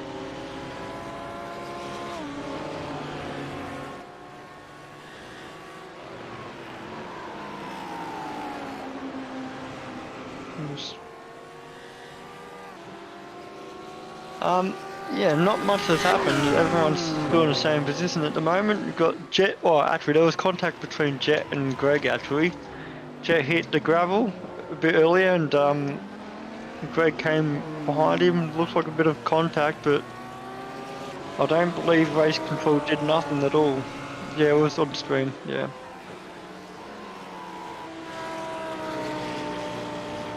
But that's the only incident that's happened lately. Oh, Greg just fallen off a fair bit of time. I don't know what's happening here. He was right behind Jet Murray and now he's just 1.5 seconds off. So must have just made a bit of a mistake there. Maybe caught a bit of an off track or took a curb a little bit tighter than he wanted. Could have cost himself a little bit of a slowdown there. Or he is now trying to fuel save. We are just about 35 minutes left of this race. And again, thanks to RaceKraft for tonight's sponsorship of our GT3 Mini Enduro series. Every week on a Friday night, 90 minutes of GT3 action. Round 4 is hosted here in Spain thanks to Warren and Brown Tools. 80 years in Australia.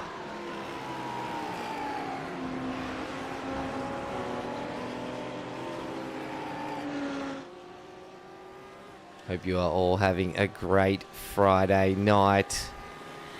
Sitting back, relaxing and listening to the awesome sound that is the GT3 cars.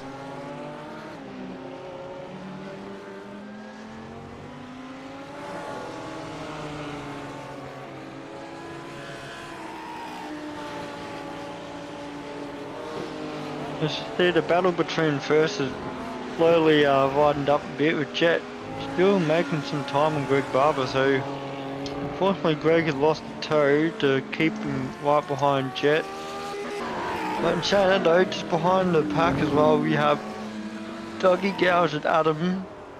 4 seconds between the two of them now, so they're both trying as hard as possible to catch up with Matty Gerard, who is doing a very fantastic, well, wonderful job to make sure that he doesn't get rounded up by them. But the way how this race is going, it looks like that those two boys will be battling for P5 in hopefully 10 minutes time. Hughes is definitely quick out on track, and he is half a second quicker a lap at the moment than Doug Grandpa Gowan, so he is definitely pushing hard to try and close that gap. Unfortunately, Hughes did have that self-spin very early in the race, which did drop him very far back off his qualifying position. Now really trying to make the time up. Again, still pushing really hard through these sectors. Keep it. Gained 6/10 there on Doug Gowan, but yeah, he's doing a fantastic job to try and catch up to the boys ahead of him. You know he's quick. Jet Murray up 9 spots with that rear of grid. This young gun absolutely coming out in all different series, races in 3 different series across SRW TV and the SRW League, and starting to make quite a big name for himself. Only 14 years old. Also races in the Hyundai Excel League in Australia, so he's getting that real life racing experience. His older brother as well races in the V8 Super 2s, so their family is right in that racing action.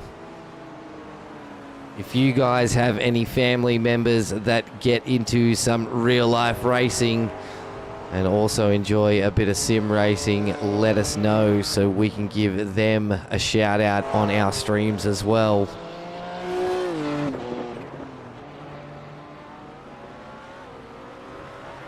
As you can see now, you can see Dougie Gowan's ahead of Adam Hughes. He's slowly winding him in. It's only 2.8 seconds now, the difference. I do got to say, if he didn't make a mistake in the second lap, I'd be intrigued to see where he would be in the top 3, because he's a very, very quick man, and his lap times are very consistent. He is quick and he is consistent as well. It's very odd to see Adam Hughes make a mistake in early stages of a race. But that is racing when the pressure is on. Even the best drivers are known to make mistakes. And he is still closing that gap extremely quick.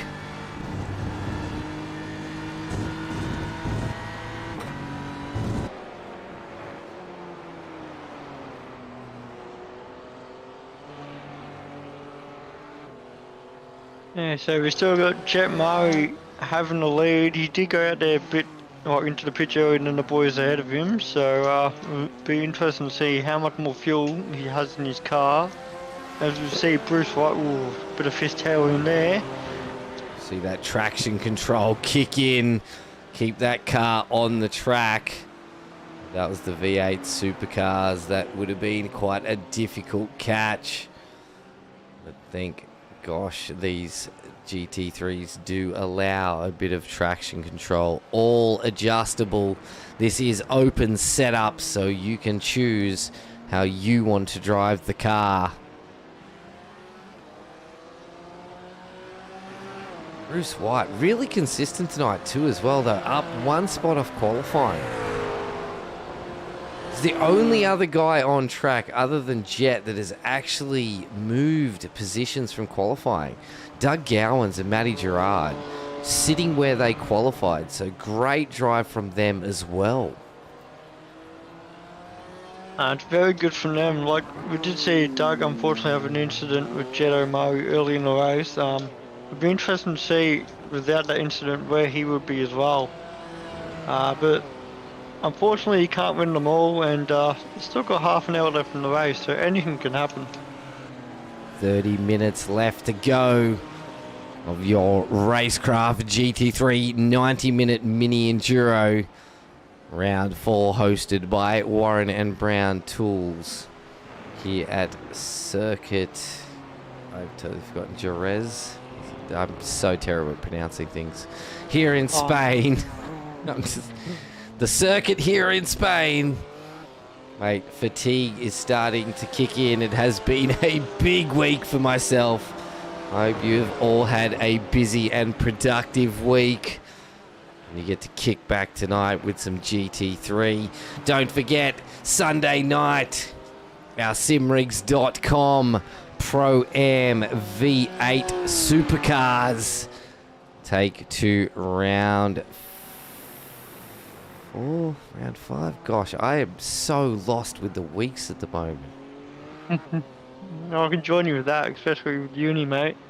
It will be round 5 for the V8 Pro-Am series, and they will be taking to Suzuka Grand Prix. It will be a standard 60-minute race with our top 10 shootout as well. Don't forget to tune in at 7:30 p.m. Australian Eastern Standard Time for that race. And then Tuesday night kicks off our simrigs.com amateurs, the V8 supercars as well.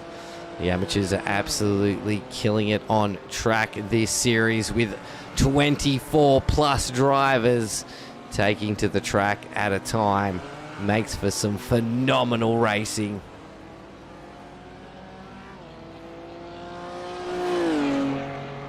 We can see Adam Hughes now. It's 1.5 seconds behind Dougie Gowan, so he's very close to getting a draft right now. So poor Doug, he's doing such a wonderful job being in P5, but I reckon Adam Hughes is going to spoil the party. I think you could be right, mate. Dougie Gowans is doing what he can, but it could be in his play again with 30 minutes to go. This is where enduro racing gets so interesting, even with a 90-minute enduro. Is Dougie Gowans not pushing as hard, but still keeping a consistent pace to let Hughes catch up?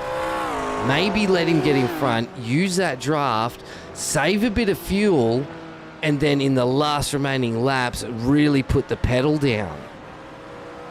I mean, it would be smart if I would do that if I was him, because he's struggling to catch up to Matty Gerard. So if Adam Hughes does got a half a second quicker of pace, I would utilise that and make sure that, you know, you can try and fight for that P4 position later on in the race. As you can see there, Matty Gerard with a 143.6, Gowan with a 142.9, and then Adam Hughes with a 142.6. So being behind Adam Hughes is a quick man. I think that's a smart idea. So both Hughes and Gowans are definitely on a faster pace at the moment than Matty Gerard. So still a lot of time to go, and we're still not 100% sure if all the drivers are going to make it on that one stop, with Jet Murray pitting around the 42-minute mark, and then majority of the field following afterwards. It's going to be interesting to see. Seems Jet is still 2 seconds ahead of Greg Barber and still keeping that gap and looking like he's trying to extend it a little more. Is this going to come down to who has the fuel to push hard on those last final laps? I'm intrigued to see what's going to happen, because Jet did come into the pit one lap earlier than Greg and Miles. But in saying it though, he's out there by himself. Greg was behind Jet for a few laps, so he could have been fuel saving back then. Now he's expanding his lead. It'll be interesting to see if Jet has enough fuel to make sure that he can make it past the finish line.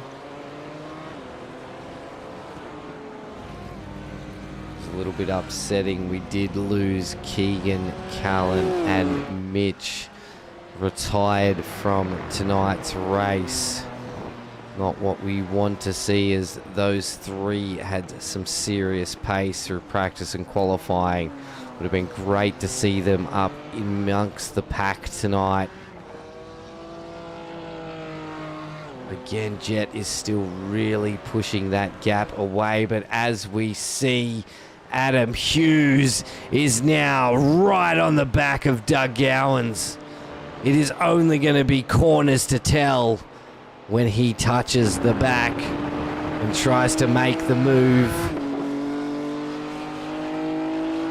I've put Adam in the box seat right now for a top 5 finish. He's going to make sure that he can get behind his draft, and he'll try and overtake as quick as possible to make the chance of catching up to Matty Gerard. But it could be a bit of team order as well. Maybe Doug knows he doesn't have the pace to catch up to Matt in front of him, so he might try to make a bit of a bigger gap to make sure that Adam Hughes don't overtake Matty Gerard up ahead.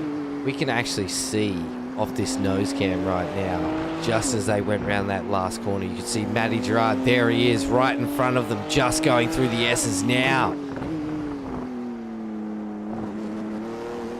They are actually really starting to close that gap on him, and you could be right. Mr. Gowans could be there just to cause a little bit of a slowdown for Mr. Hughes and just keep him off the back of Matty Gerard. Very clever play.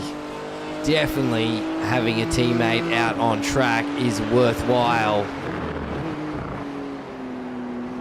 Hughes is right in that fire zone right now where he could roast a marshmallow off the front of his windscreen wipers. Look at the way they're both using different lines on this track.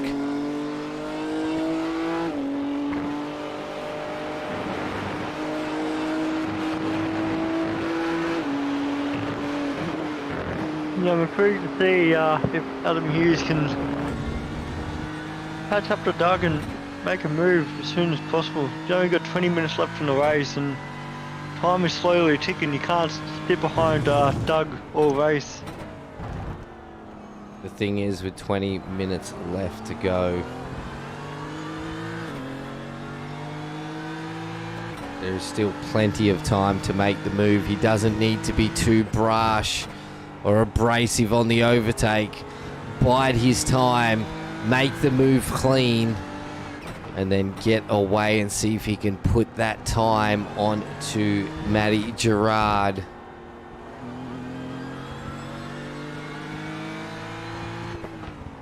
What's incredible as well, like when you look at Adam Hughes as well, he's slowly catching up to P1. He's only 37 seconds behind Jet O'Mari now, so he's got a lot of pace on him. And ooh, thinking about the inside there on Doug Gowan, but thought better. Really good exit here, but so did Doug Gowans as well.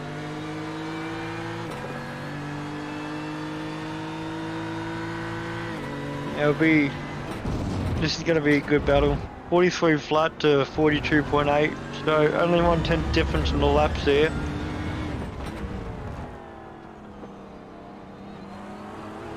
That's a good corner there from Adam.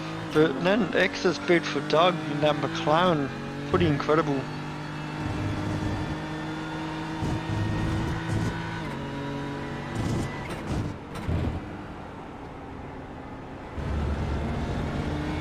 Been a great drive for all the drivers out on track tonight. Hughes is still slowly shows the nose, just make sure Doug knows he's there. Look at those eyes of that BMW. It wants to fight through the flames, the fire and the flames. And I do think we will be seeing a move very, very soon. The Shunts Crisscross Racing BMW is trying to eat those flames up. That heat can't be good for the intake of that car.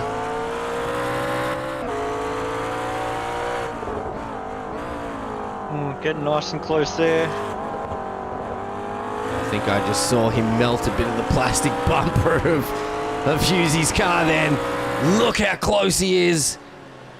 He's going to try and make the move. He is down the inside. A little bit of contact. Was down past the apex at that point.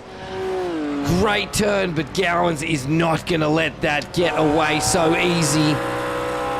I think this is where we're going to see Gowans really put the pedal down. Again, two completely different lines through that corner. Hughes definitely got a greater run. Gowans a little bit deeper on the brakes, able to take it a bit wider there as he was super tight through the corner. I was surprised with Doug there. I thought he would have been on the outside behind Adam Hughes to make sure that they stick to the same line and get a better entry and exit in that first turn. Obviously, what just caused that there is obviously Adam now to be half a second ahead, so as we can see, he's working a little bit later, coming deep into the corner. Adam Hughes, half decent exit. But yeah, Doug definitely hasn't given up on P5 though, and he knows that his teammate Matty Gerard's under pressure as well, so he'll try and make sure that he can fight with Adam Hughes and get back in front of him. Definitely, but Adam Hughes is going to be wanting to push towards Gerard. They have got that gap down to 4.5 seconds now, whereas only a few laps ago it was 6 seconds. Jet Murray still with a very, very solid lead of 3 seconds over Greg Barber and 8 seconds over Miles Burgess. So even the Crisscross Racing team of Greg and Miles, they've stretched out themselves as well.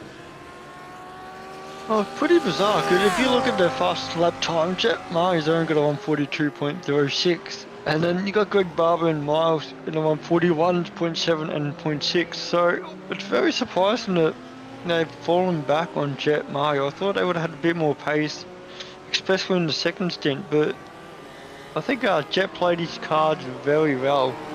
If you look at their last laps though, mate, not going off their best laps, their last laps, Jet is still nearly a second faster. He did a 142.65, and Greg and Miles, so Greg did a 143.09, so what's that? 0.7 of a second faster, and then Miles Burgess nearly did a 144. He did a 143.97, so regardless of their best, it looks like Jet's being very consistent with those 142s, whereas Greg and Miles are in those 143s, so he's still really putting the pace down. And Adam Hughes is in the 142.7s as well, so he is really starting to put the pedal down. Yeah, he's very close to Matty Gerard now, only 3.5 seconds, and he's already made a 1.5 second gap between himself and Doug Gowans there. So Adam Hughes, I think he was the anchor to the team for crisscross racing tonight. Without him, I think they're hurting a lot with their pace up ahead.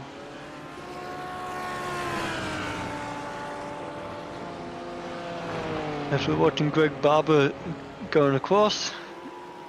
Nice exit there. Yeah, I'm intrigued to see what's going on in his head right now. I wonder if he knows that he has pace or he doesn't have pace and is just happy with P2 at the moment. It'd be interesting to see.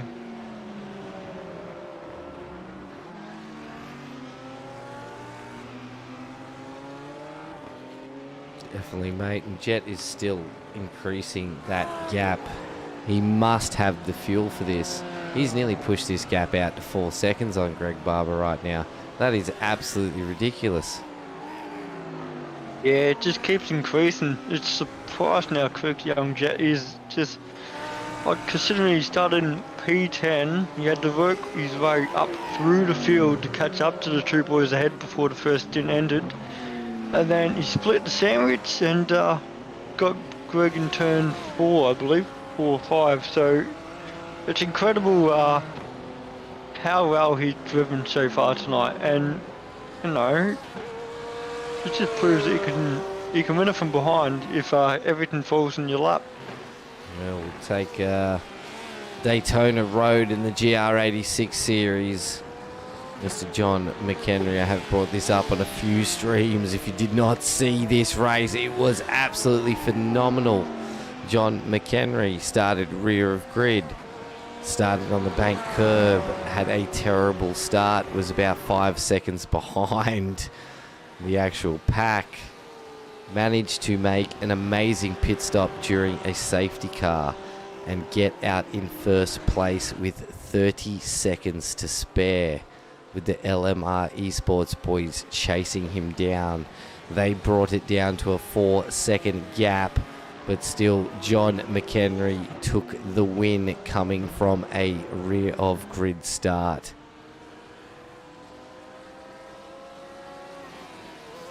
Phenomenal racing, guys. We broadcast 5 nights a week. Is it 5 nights a week? God, I can't even count. Tuesday, Wednesday, Thursday, Friday, and Sunday. 5 nights a week. 6 different series. V8 Supercars, Amateurs. Then we have the TCR and the Formula 3, the Toyota GR86 series, the GT3 Mini Enduro, and the V8 Supercars Pro-Am. If you want to watch any of our old broadcasts, they are all live on YouTube. Stephen Brooks is into the pits. That's interesting. That is really interesting. He pitted after the leaders. Has he pushed his tyres too far? Watch that pit lane countdown and see what happens there. Does he need a splash and dash? Or has he pushed those front tyres? These GT3 cars, their front tyres get absolutely destroyed. If you're pushing them or not on the apex correctly or overpower through a corner, those front tyres take an absolute beating. It's definitely going to be interesting to see if there will be a pit stop. There is only 12 minutes left to go here at round 4. Man, I am... No, I keep saying round 4 and I keep thinking it's round 5. You keep saying round 4, but you keep thinking round 5. Yeah, I just need to check. No, I'm thinking now you're confused. It is round 5. I have the titles wrong all over. This is round 5. So all night I've been saying round 4. This is actually round 5 tonight, thanks to Warren and Brown Tools with less than 12 minutes left to go. It has been a big week. If you are enjoying this broadcast or have found any of it entertaining, please hit that like button to show your support for all the drivers out on track tonight. And maybe the more likes you hit, it'll help caffeinate my body with this beautiful warm coffee in front of me. Who else is a coffee drinker? Or do you prefer your tea? And how do you drink your coffee? Me, if it's instant coffee, it's got to have a lot of milk and 1 teaspoon of sugar. If it's out of my espresso machine, I will drink that stuff black all day, every day. Freshly ground beans. You a coffee man, Tyler? No, definitely no coffee man, mate. I just drink water, mate. That's what I live off. I do Which drink is a lot of good thing, water. you know, nice and healthy. I drink a lot of water myself too, mate. Water is a big intake of my diet. My body does not fare well with sugar. Can't do energy drinks, can't do lollies. I get splitting headaches that then turn into stomach aches. So I definitely drink more water than anything else. But I do like a bit of coffee in my water occasionally. Yeah, a bit of caffeine doesn't hurt. Especially keeps you up and alive at times, which is good to see. Jason Douglas has tuned in to say 2 sugars in my coffee with milk. Is that instant coffee, Jason? I do feel like instant coffee needs more sugar. Definitely got to have milk. Don't forget, ladies and gentlemen, for everyone that's watching, make sure you put your driver of the day in. There's only 10 minutes left, so best to put it in before the race is finished, because you guys do have control of who wins driver of the day. So thank you very much for Tempted Sweets for allowing these drivers to be rewarded for their incredible racing for 90 minutes straight. I'm just going to put this out there. I'm nominating Jet Murray for driver of the day, as well as at this moment, without a commentator's curse, does look like he's going to get a comfortable win. He has stretched that gap out to nearly 6 seconds onto Greg Barber. Up 9 spots from a rear of grid from not finishing the cool down procedure. Oh no, Dougie Gowans has had an incident. Oh, no. He's actually lost it as he's come round the final left-hand corner. Tried to recorrect and lost it again. Oh, that's not good. Caught it really nicely, then just clipped the grass as he tried to take off. Lost all the grip on the left-hand side. Spat himself into the wall.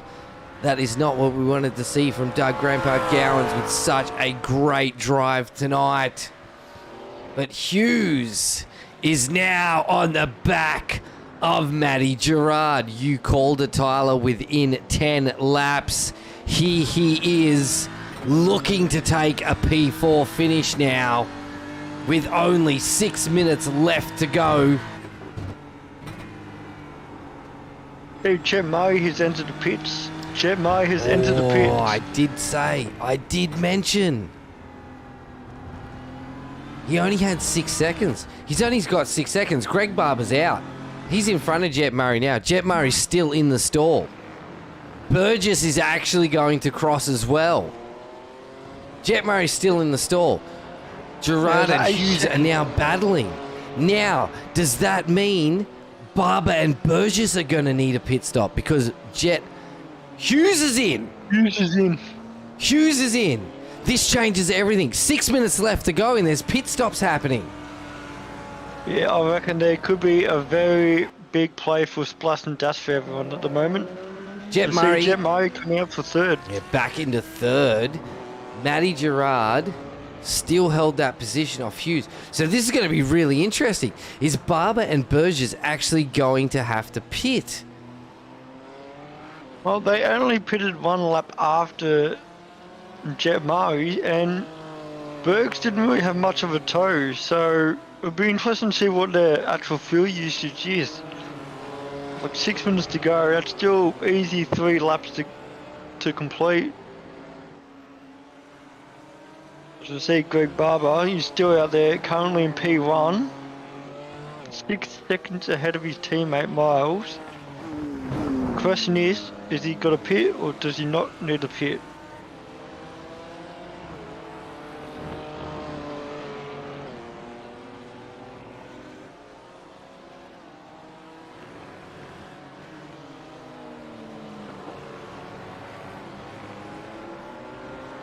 And he's just going around and he's doing another lap, so... He's going to go again. He's only got his teammate behind him, so he hasn't got too much to lose. And Jet is 12 seconds back, so... You could only hope if he had to pit, Miles doesn't need to and can hold that lead to take a crisscross win. Yeah, I believe that those two... Well, Matty Gerard just entered the pits as well. Well, that'd be interesting to see what happens as well, because Adam Hughes was right behind him before he pitted, and he might have done an undercut as well on him. So Hughes is coming through the S's now. So he's very, very close. He's going to come through a left-hander and then the right-hander down onto the straight. So we'll see if Matty Gerard gets out of that pit stop. I think Hughes is actually going to pip him here for 5th. Yeah, he just had a 5.9 second pit stop, but... Gerard is on his way out now, and he has just managed to jump. Gerard still 9 seconds off the back of Doug Grandpa Goins, yet Dougie Gowans has not had that pit stop, whereas these guys felt like they needed a pit. So Jet Murray went in, Hughes went in, Gerard, Bruce White is now in. The question is, does Greg Barber and Miles Burgess need to pit? If they need to pit, that puts Murray and Hughes in the running for 1st and 2nd within the last 4 minutes of this race. Yeah, definitely not wrong about that. I think Hughes is a little bit too far away because he's got 35 seconds between himself and 3rd Barber's position. in. Barber's in. Burgess stayed out. Stayed out. I called it, mate. Geez, I'm getting good at this. Burgess stayed out, but it makes me think Burgess may have to stop next pit, or he's going to push this to the limit and take a rear grid for next round to stay in that 2nd spot. Barber still in the pits, up on the stalls. Why is he on the stalls? Why is he taking tyres? He's left his tyres on. Murray's through. He's left his tyres on. There's no way you'd want to be taking tyres at this point of the race. Murray is through for 2nd. His pit stops are done. He's fresh, ready to go. Doug Gowans is in now as well. Hughes is going to come through. Hughes is pit as well. He's done. He's ready to finish the race. Hughes could put himself into a 3rd position finish here. What a turn of events. Still in the pit. Barber is still in the pits. Hughes is going to go through and be in 3rd place at this point. And Matty Gerard's still in P4 with the rate for Miles Burgess as well. We don't know if he needs to pit or not. I'm assuming that Miles will have his tyres off if he does need a pit. What a massive change of events here. Absolutely 2 minutes left to go in this race. And we have just had a massive change of lead due to last-minute pit stops. Adam Hughes has slotted himself into 3rd. Jet Murray into 2nd. Miles Burgess is provisional P1 at the moment. But will he pit stop? Or is he going to push these last 2 laps out? He is 13 seconds in front of Jet Murray. This could have been a great team play. And see Chris. He managed to get himself a black flag in the pits for speeding. Oh no, Greg Barber. Is that a stop and go or a drive through with iRacing penalties? When I caught mine, it was a stop and go. Oh no, that is not what we want to hear from Mr. Greg Barber with such a phenomenal drive tonight. But wow, oh wow, has that thrown a turn of events. Burgess only needs to finish this lap to claim victory tonight for round 5 of your RaceKraft GT3 90 minutes Enduro. Thanks to Warren and Brown for the round sponsor. What a insane finish to this 90 minutes of racing. Jet Murray at this moment will solidify himself a second place win with 35-second gap back to Adam Hughes, who has raced phenomenally after a third lap spin to get himself back up into third.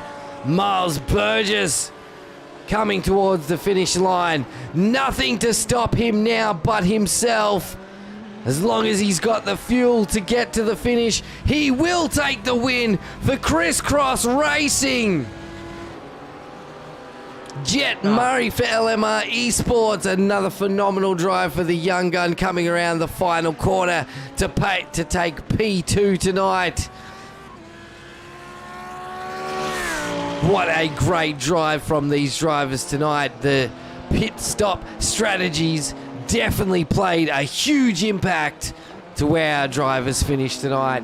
Adam Hughes still with a few corners to go, but Matty Gerard is only a second off him. Can he close that gap? Not sure he's going to have enough to catch up to Hughes as they come round the final corner.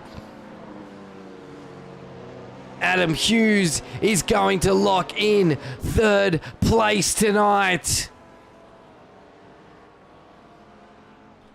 Matty Gerard will take fourth. Doug Gowans round the final corner will lock in that fifth place finish. Greg Barber with that unfortunate stop and go for speeding in the pits will take out sixth place though.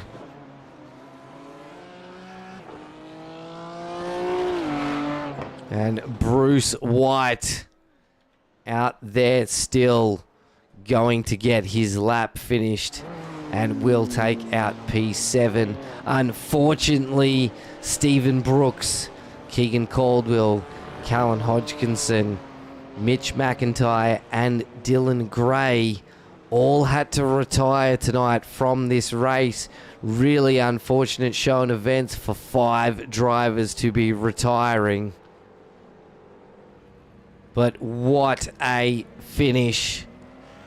The pit stop strategies really played a massive input to tonight's race.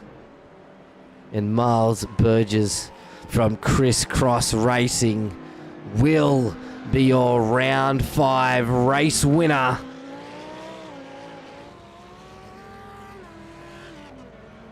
Yeah, that was a very, very exciting race there. I couldn't believe it. I thought that Greg was gonna kind of push for that win, but unfortunately copped that black flag. But congratulations to Miles. Anyway, he did a phenomenal job. He sat back. It looked like he fuel saved all the way through to make sure that he can make it to the end. Looks like he got plenty of fuel left to do donuts as well. He did so congratulations so well. to him. He pitted at the same time as Greg Barber did. Yeah, he did. And still had enough fuel to finish the race, do his cool down lap, and rip some fat burnouts thanks to Jennifer Russell Real Estate. What a race as we wait for the results to be locked in. And they are locked in. Miles Burgess from Crisscross Racing will be your round 5 race winner here tonight in Spain. Jet Murray from LMR Esports will take second place. Adam Hughes from Crisscross Racing in third. Matthew Gerard for Velocity Sim Labs in fourth. Doug Grandpa Gowans will take out fifth for Velocity Sim Lab. Another Crisscross driver, being the man that is Greg Barber, will take out sixth place. Bruce White will be seventh. Stephen Brooks in eighth. Keegan Caldwell in ninth. Callan Hodgkinson in 10th. Mitch McIntyre in 11th. Dylan Gray in 12th, and Stefan McCartain was your race steward tonight. As we wait for our drivers to hit the green room, I'd like to say a huge big thank to you all for joining us tonight and every other night you come along. Your support means so much to not just us from the SRW team, but also to the drivers out on the field tonight.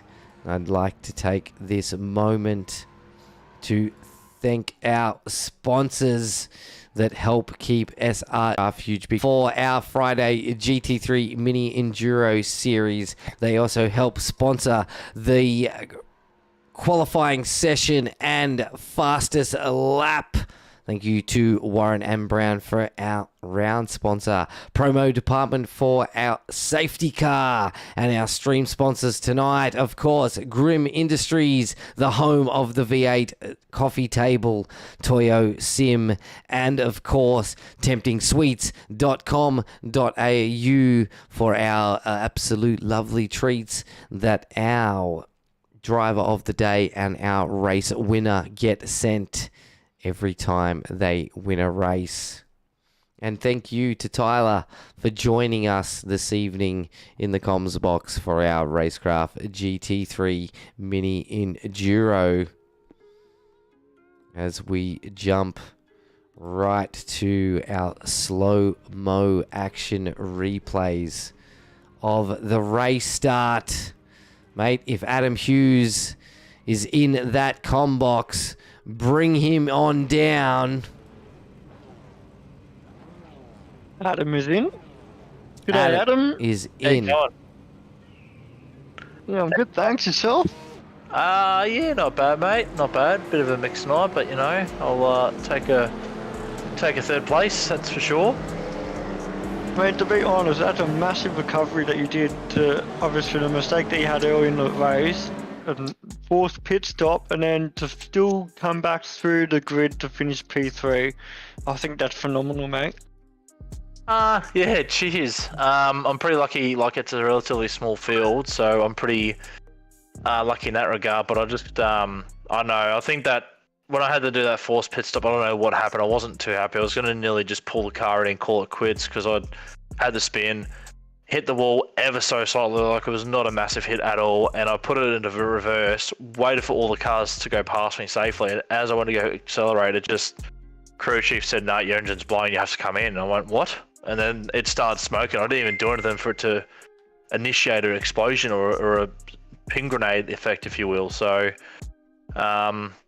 don't know what happened there, but that, as soon as that happened, that just put me on the back foot immediately. I was pretty much stuffed, and I think I just got lucky with just being consistent and just trying to be fast and consistent. And then I think Greg got sort of dicked pretty hard at the end when he, I think he crossed the pit lane entry a bit too narrow and shallow, and he got a minute 40 stop and hold for it. That's why he's back down in 6th or 7th when he should have been 3rd or 2nd.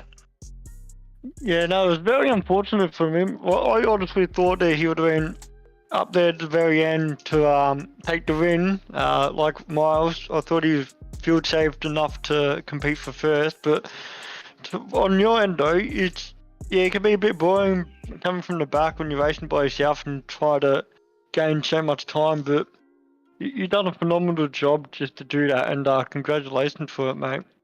Yeah, cheers. Thanks, mate. Yeah, it's not bad. I'm glad to come from, I suppose, dead last back to 3rd. It was good to carve my way through the field, but yeah, it's not something I necessarily want to happen again because I just don't want to be put in that position. I'd just rather be at the front and can control what's going on and sort of maintain what I have to maintain, not have to try and throw it all against the wall and try and just go balls to the wall with it. So it's not ideal for tyres or for strat.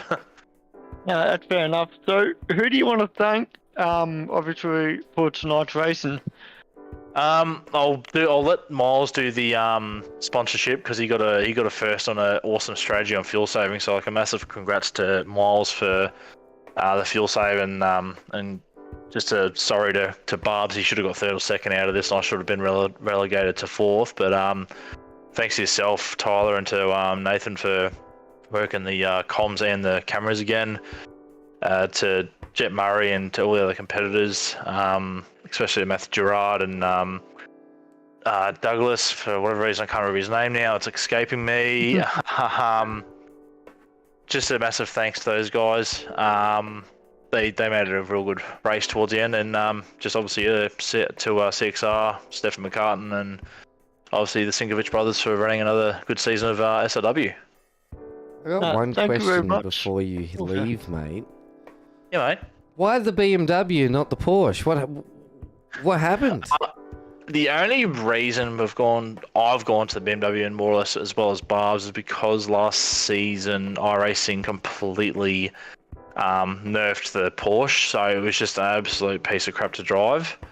So the BMW just sort of stayed stagnant, if not maybe improved a touch. So we just went to the BMW because we use that a bit for enduro stuff, like in officials. So yeah, we'll probably go back to the Porsche in the next few rounds, I reckon, because that's where I'd rather be. In the Porsche, it feels a bit more comfortable driving that thing, to be honest. It was definitely a bit of a wow. Wait, hang on. I've never seen Hughesy in GT3 drive anything other than Porsches, so I was a little bit stunned at the beginning there. So iRacing not necessarily keeping up with the updates and sort of hurting the performance of the Porsche, whether it's across the tyre model or the aeros, have sort of made you jump to the BMW and give that a bit of a run more now than, you know, what you're comfortable with. Yeah, spot on. That's legit the only reason why we're not using the Porsche. Otherwise, it'd be Porsche all day, every day. But they just, for whatever reason, iRacing, just don't like to tweak things in like 1-2%ers. They want to do things in like 10, 20, 30% changes, and it's completely just, it stuffed the Porsche last season. But I haven't driven it at all this new season. I don't know what it's like, so I'm yet to actually give it a crack yet. So you're saying we should push for another 992 series? I'd like it to be on the calendar again. I don't know about the timings and the allocation for series and stuff, because we're pretty chock-a-block as it is, but if we could come back, it'd be pretty cool. But if not, I'll just stick to GT3s. I don't mind. Awesome, mate. Well, good to hear your input as a driver, mate, and congratulations on a third place finish, where at one point, you know, I'm sure you definitely felt like you weren't going to be up there, mate. So well done for your win here. Oh, no, your win for your third place podium finish tonight, mate. Yeah, well, we'll call it a win because, yeah, you spun out of the race within the first 5 laps. So it was hard to watch that, mate. But what a great drive to get yourself up into P3. Ladies and gentlemen, boys and girls, this has been Adam Hughes from Crisscross Racing taking out P3 on the podium tonight. Congratulations, mate, and we look forward to seeing you on track again next week. Likewise. Cheers, guys. Appreciate it. Have a good one, mate. You too. As we move on from Adam Hughes, we will now move on to Jet Murray from the LMR Esports. Yeah, welcome to the Combox. Congratulations on P2. What was your thoughts of coming to the back of the field to take the lead but ended up finishing P2 there? To be honest, I didn't even have intentions of finishing top 3 because legit still in other races, and then I was like, stuff this, why don't we jump in SRW? And embarrassingly, I actually had to turn the driving on that's how many laps and how I knew that track. So just getting a good start at the start then, and getting my way up was probably the main thing. No, I think you've done a phenomenal job. You know, from the get-go, you gained roughly 4 or 5 positions at the start, then just picked one by one, and then, you know, the undercut on the Crisscross boys, and when you came out and you split the sandwich, and then you got Greg and took control of the race. I think you've done a phenomenal job there. What about Phil? Is there something that you could change to stay out there longer to take the win, or was it just strategy? No, I think it was just the strategy that Miles and Greg were taking. Also coming from the back and then being at the start, like all those laps I was fighting to get to them, kind of put me on the back end. And as well, I think Miles had the very, very, very big upper hand as well, because he was sitting in the draft of Greg But yeah, I feel like if I had been starting on the first 2 rows, I definitely could have stayed with their strategy, or even close to Miles' strategy.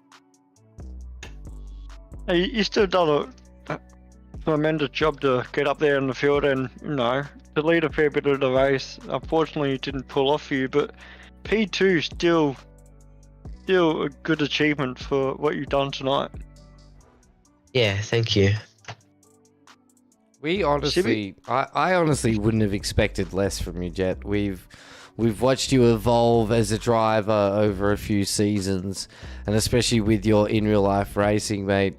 I wasn't really too stunned when I saw you get up into first place, mate. We know you're very quick, very consistent, and quite a clean driver when it comes to racing out there with the other drivers, mate. So, look, we honestly look forwards to seeing where you, as such a young driver, can go with sim racing and your in real life racing, mate. So, congratulations on a second place finish from that rear of grid start. Was a phenomenal race. The pit stop strategies really threw a spanner in the works at the end of the race there, and positions changed all over the place, mate, but well deserved on the P2. And the microphone is yours to shout out your sponsors and supporters that keep you on track. Thank you. And firstly, before I say anything,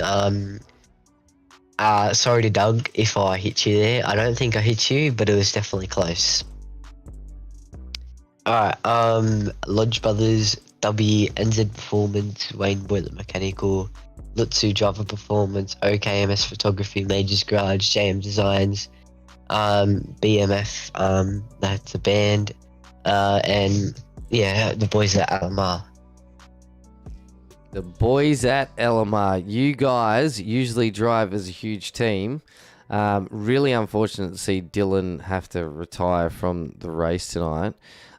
Was that a little odd?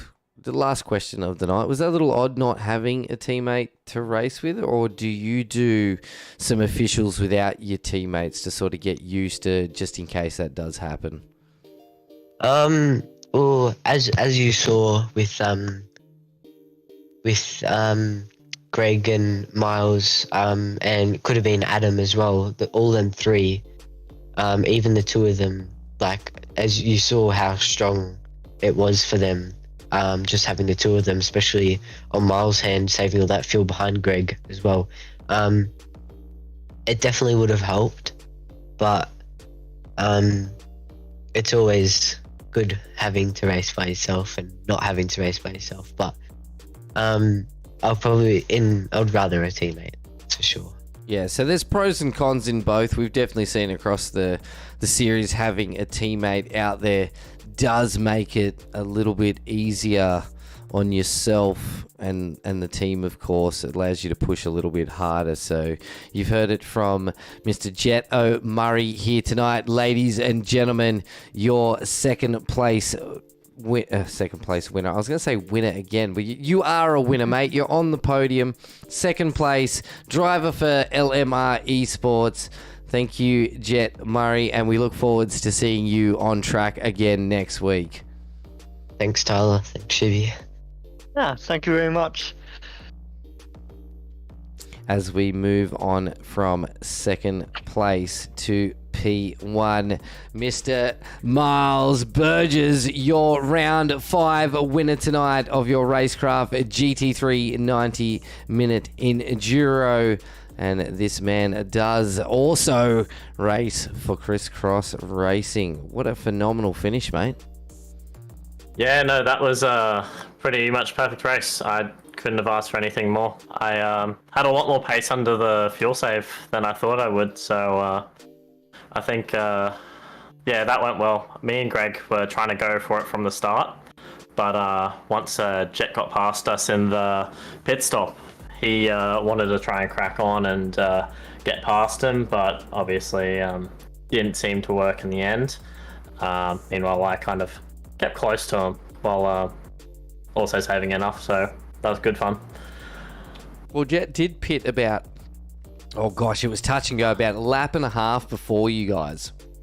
which I did bring up at that point, that is this going to come down to who can fuel save the most and still make sure they can get that last lap in. And then as we're getting closer and closer, we saw some of the back markers within the last 2 laps pull into the pits, and that's what really sparked our interest to what was going to happen next. And then all of a sudden, we see 3-4 guys pull into the pits, including Jet Murray, who had a comfortable lead at that point. And then Mr. Miles Burgess comes on driving through, and then the question was, does he have the fuel to make these final 2 laps, mate? And you 100% did. You made the final 2 laps plus the cool down laps, and you gave us some burnouts, mate. So phenomenal drive between you and your teammates. That was definitely well driven. Unfortunate though,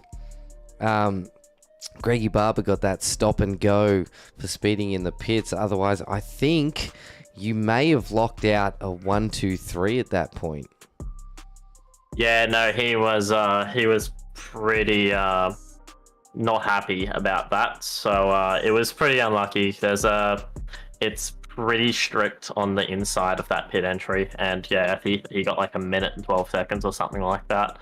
But yeah, and something happened to Adam at the start of the race. I didn't actually see what happened. I just heard he had a little bump on the wall, and it kind of spun himself, mate, within 5 laps of the race. First 5 laps of the race, he actually spun himself. Yeah, no, it's really tricky on cold tires in the first couple laps. So I know, especially in the Audi. I'm not sure like in the Beamer, but yeah, especially around that long left-hander where it's like towards the start of the lap. I don't know what turn it is, but yeah, it's a pretty touch and go through there. It's a bit feathering, so on those cold tires, it's pretty brutal. So. Well, mate, I haven't been doing the productions for the GT3. Is this your first podium and or first win for this season? Not for either. I got a pretty bad performance in Sebring. I got a second, then I actually won last week as well. Well, congratulations, mate. Great to see you getting some solid races in there and staying consistent, mate. We're talking to Jet about having your teammates out on track as well, because, of course, this is one of the first races where we've only seen one LMR Esports driver out on field. Do you find it much easier to sort of orchestrate the way that you're going to drive and race with your team on track? Oh, absolutely. It's just whether I can see what they're doing. I can see if they're fuel saving. They'll tell me. They won't tell me too much because at the end of the day, I'm also racing them. But yeah, they say like, yep, I'm fuel saving a little bit. I've got this many laps of fuel to go, and it's good because I can have a guide and go off that as well. Plus, I find it's just easier to concentrate when you're just sitting there by yourself for 90 minutes. If you're not really locked in, you can kind of get distracted a bit. Yeah, and you lose the hyper focus, right? Like you're so hyper focused that any sort of little distraction can sort of make you just little slip of judgment, especially in racing. Like any little slip of judgment, a half a millisecond of judgment on brake or accelerator could cause an absolute phenomenal exit out of that race. Yeah, exactly. It's one of those cars where if you're a little bit too deep, not only do you lose time running deep into that corner, but it also scrubs your tires quite a lot. And over a 90-minute race, it adds up at the end of the stint because Greg was saying towards the end of his first stint and getting on with the second stint, his tires were pretty gone. Whereas I seem to have taken good care of mine. But yeah, no, after one corner every lap after 90 minutes, it certainly adds up, and it compounds. Were your front tires beaten to a pulp? Because I think the Beamers, I believe, take a little bit more of a hammering on the front tires. I'm not sure how that Audi deals having a lighter front end. So how is your front tire wear? It wasn't too bad. It was pretty good in the second stint. In the first stint, it was definitely a bit more understeery. But being that I took a little bit more care of it in the second stint because I was fuel saving, it it was a little bit nicer to me. I think it was a little bit more like wearing at the rear more, because I find in the Audi it's a lot more tunable with how the tires wear. I find if I chuck the brake bias forward more, it'll scrub the fronts more, but if I chuck the brake bias back a bit, it'll wear those rears a bit, which is good because it means I can drive accordingly. And if I find, you know, certain tracks wear your fronts or rears more, you can adjust for that and you can make the car balance a little bit nicer. I do think that's the benefit of having a mid-engined over a front engine, because as of course having all the weight over your front tires, it doesn't matter how much you tune that brake bias, that front weight is always going to be pushing over those front tires. So really good. Yeah, exactly. Really good info from you tonight on how your race went, mate, and a bit of insight of how you drove through it to get to that podium position and win the race, mate. So congratulations tonight on P1. Phenomenal race, mate. And the microphone is all yours to shout out all the sponsors and people that keep you on track. Yeah, thanks, ShiBBy. I'd like to thank you, Tyler, as well. All of the SRW team for helping put on the event. First of all, Crisscross Racing. Big thanks to them. Shunt Scenery, Palmerston Bakery, Jennifer Russell Real Estate, Poolmaster Bayside, Doomed Works, and Game Changer. I'd like to thank all of those guys as well. Oh, I've got a question for you. Game Changer's a new one. Haven't heard that name thrown out yet, mate. What does Game Changer do? Where are they located, and how can people contact them? I believe they're a New Zealand-based company. We've actually got a little bit of merch off of them. I don't believe it's up for the public, unfortunately. But if you can slip ShiBBy a cap though, right? Like a Crisscross Racing cap, like, you know. I think we only have shirts and jumpers. Oh mate, you're gonna have to get some caps. I'm gonna have to hit Stefan up to get me a hat or a beanie or something. I'll let Stefan know. I'll see what we can do. But I heard there were talks of some more second round of merch coming out. However, yeah, they do all of our merch. But yeah, shoot them a message on Facebook, and I'm sure they'll be able to sort out your merch needs. And that's at Game Changer on Facebook? I believe so.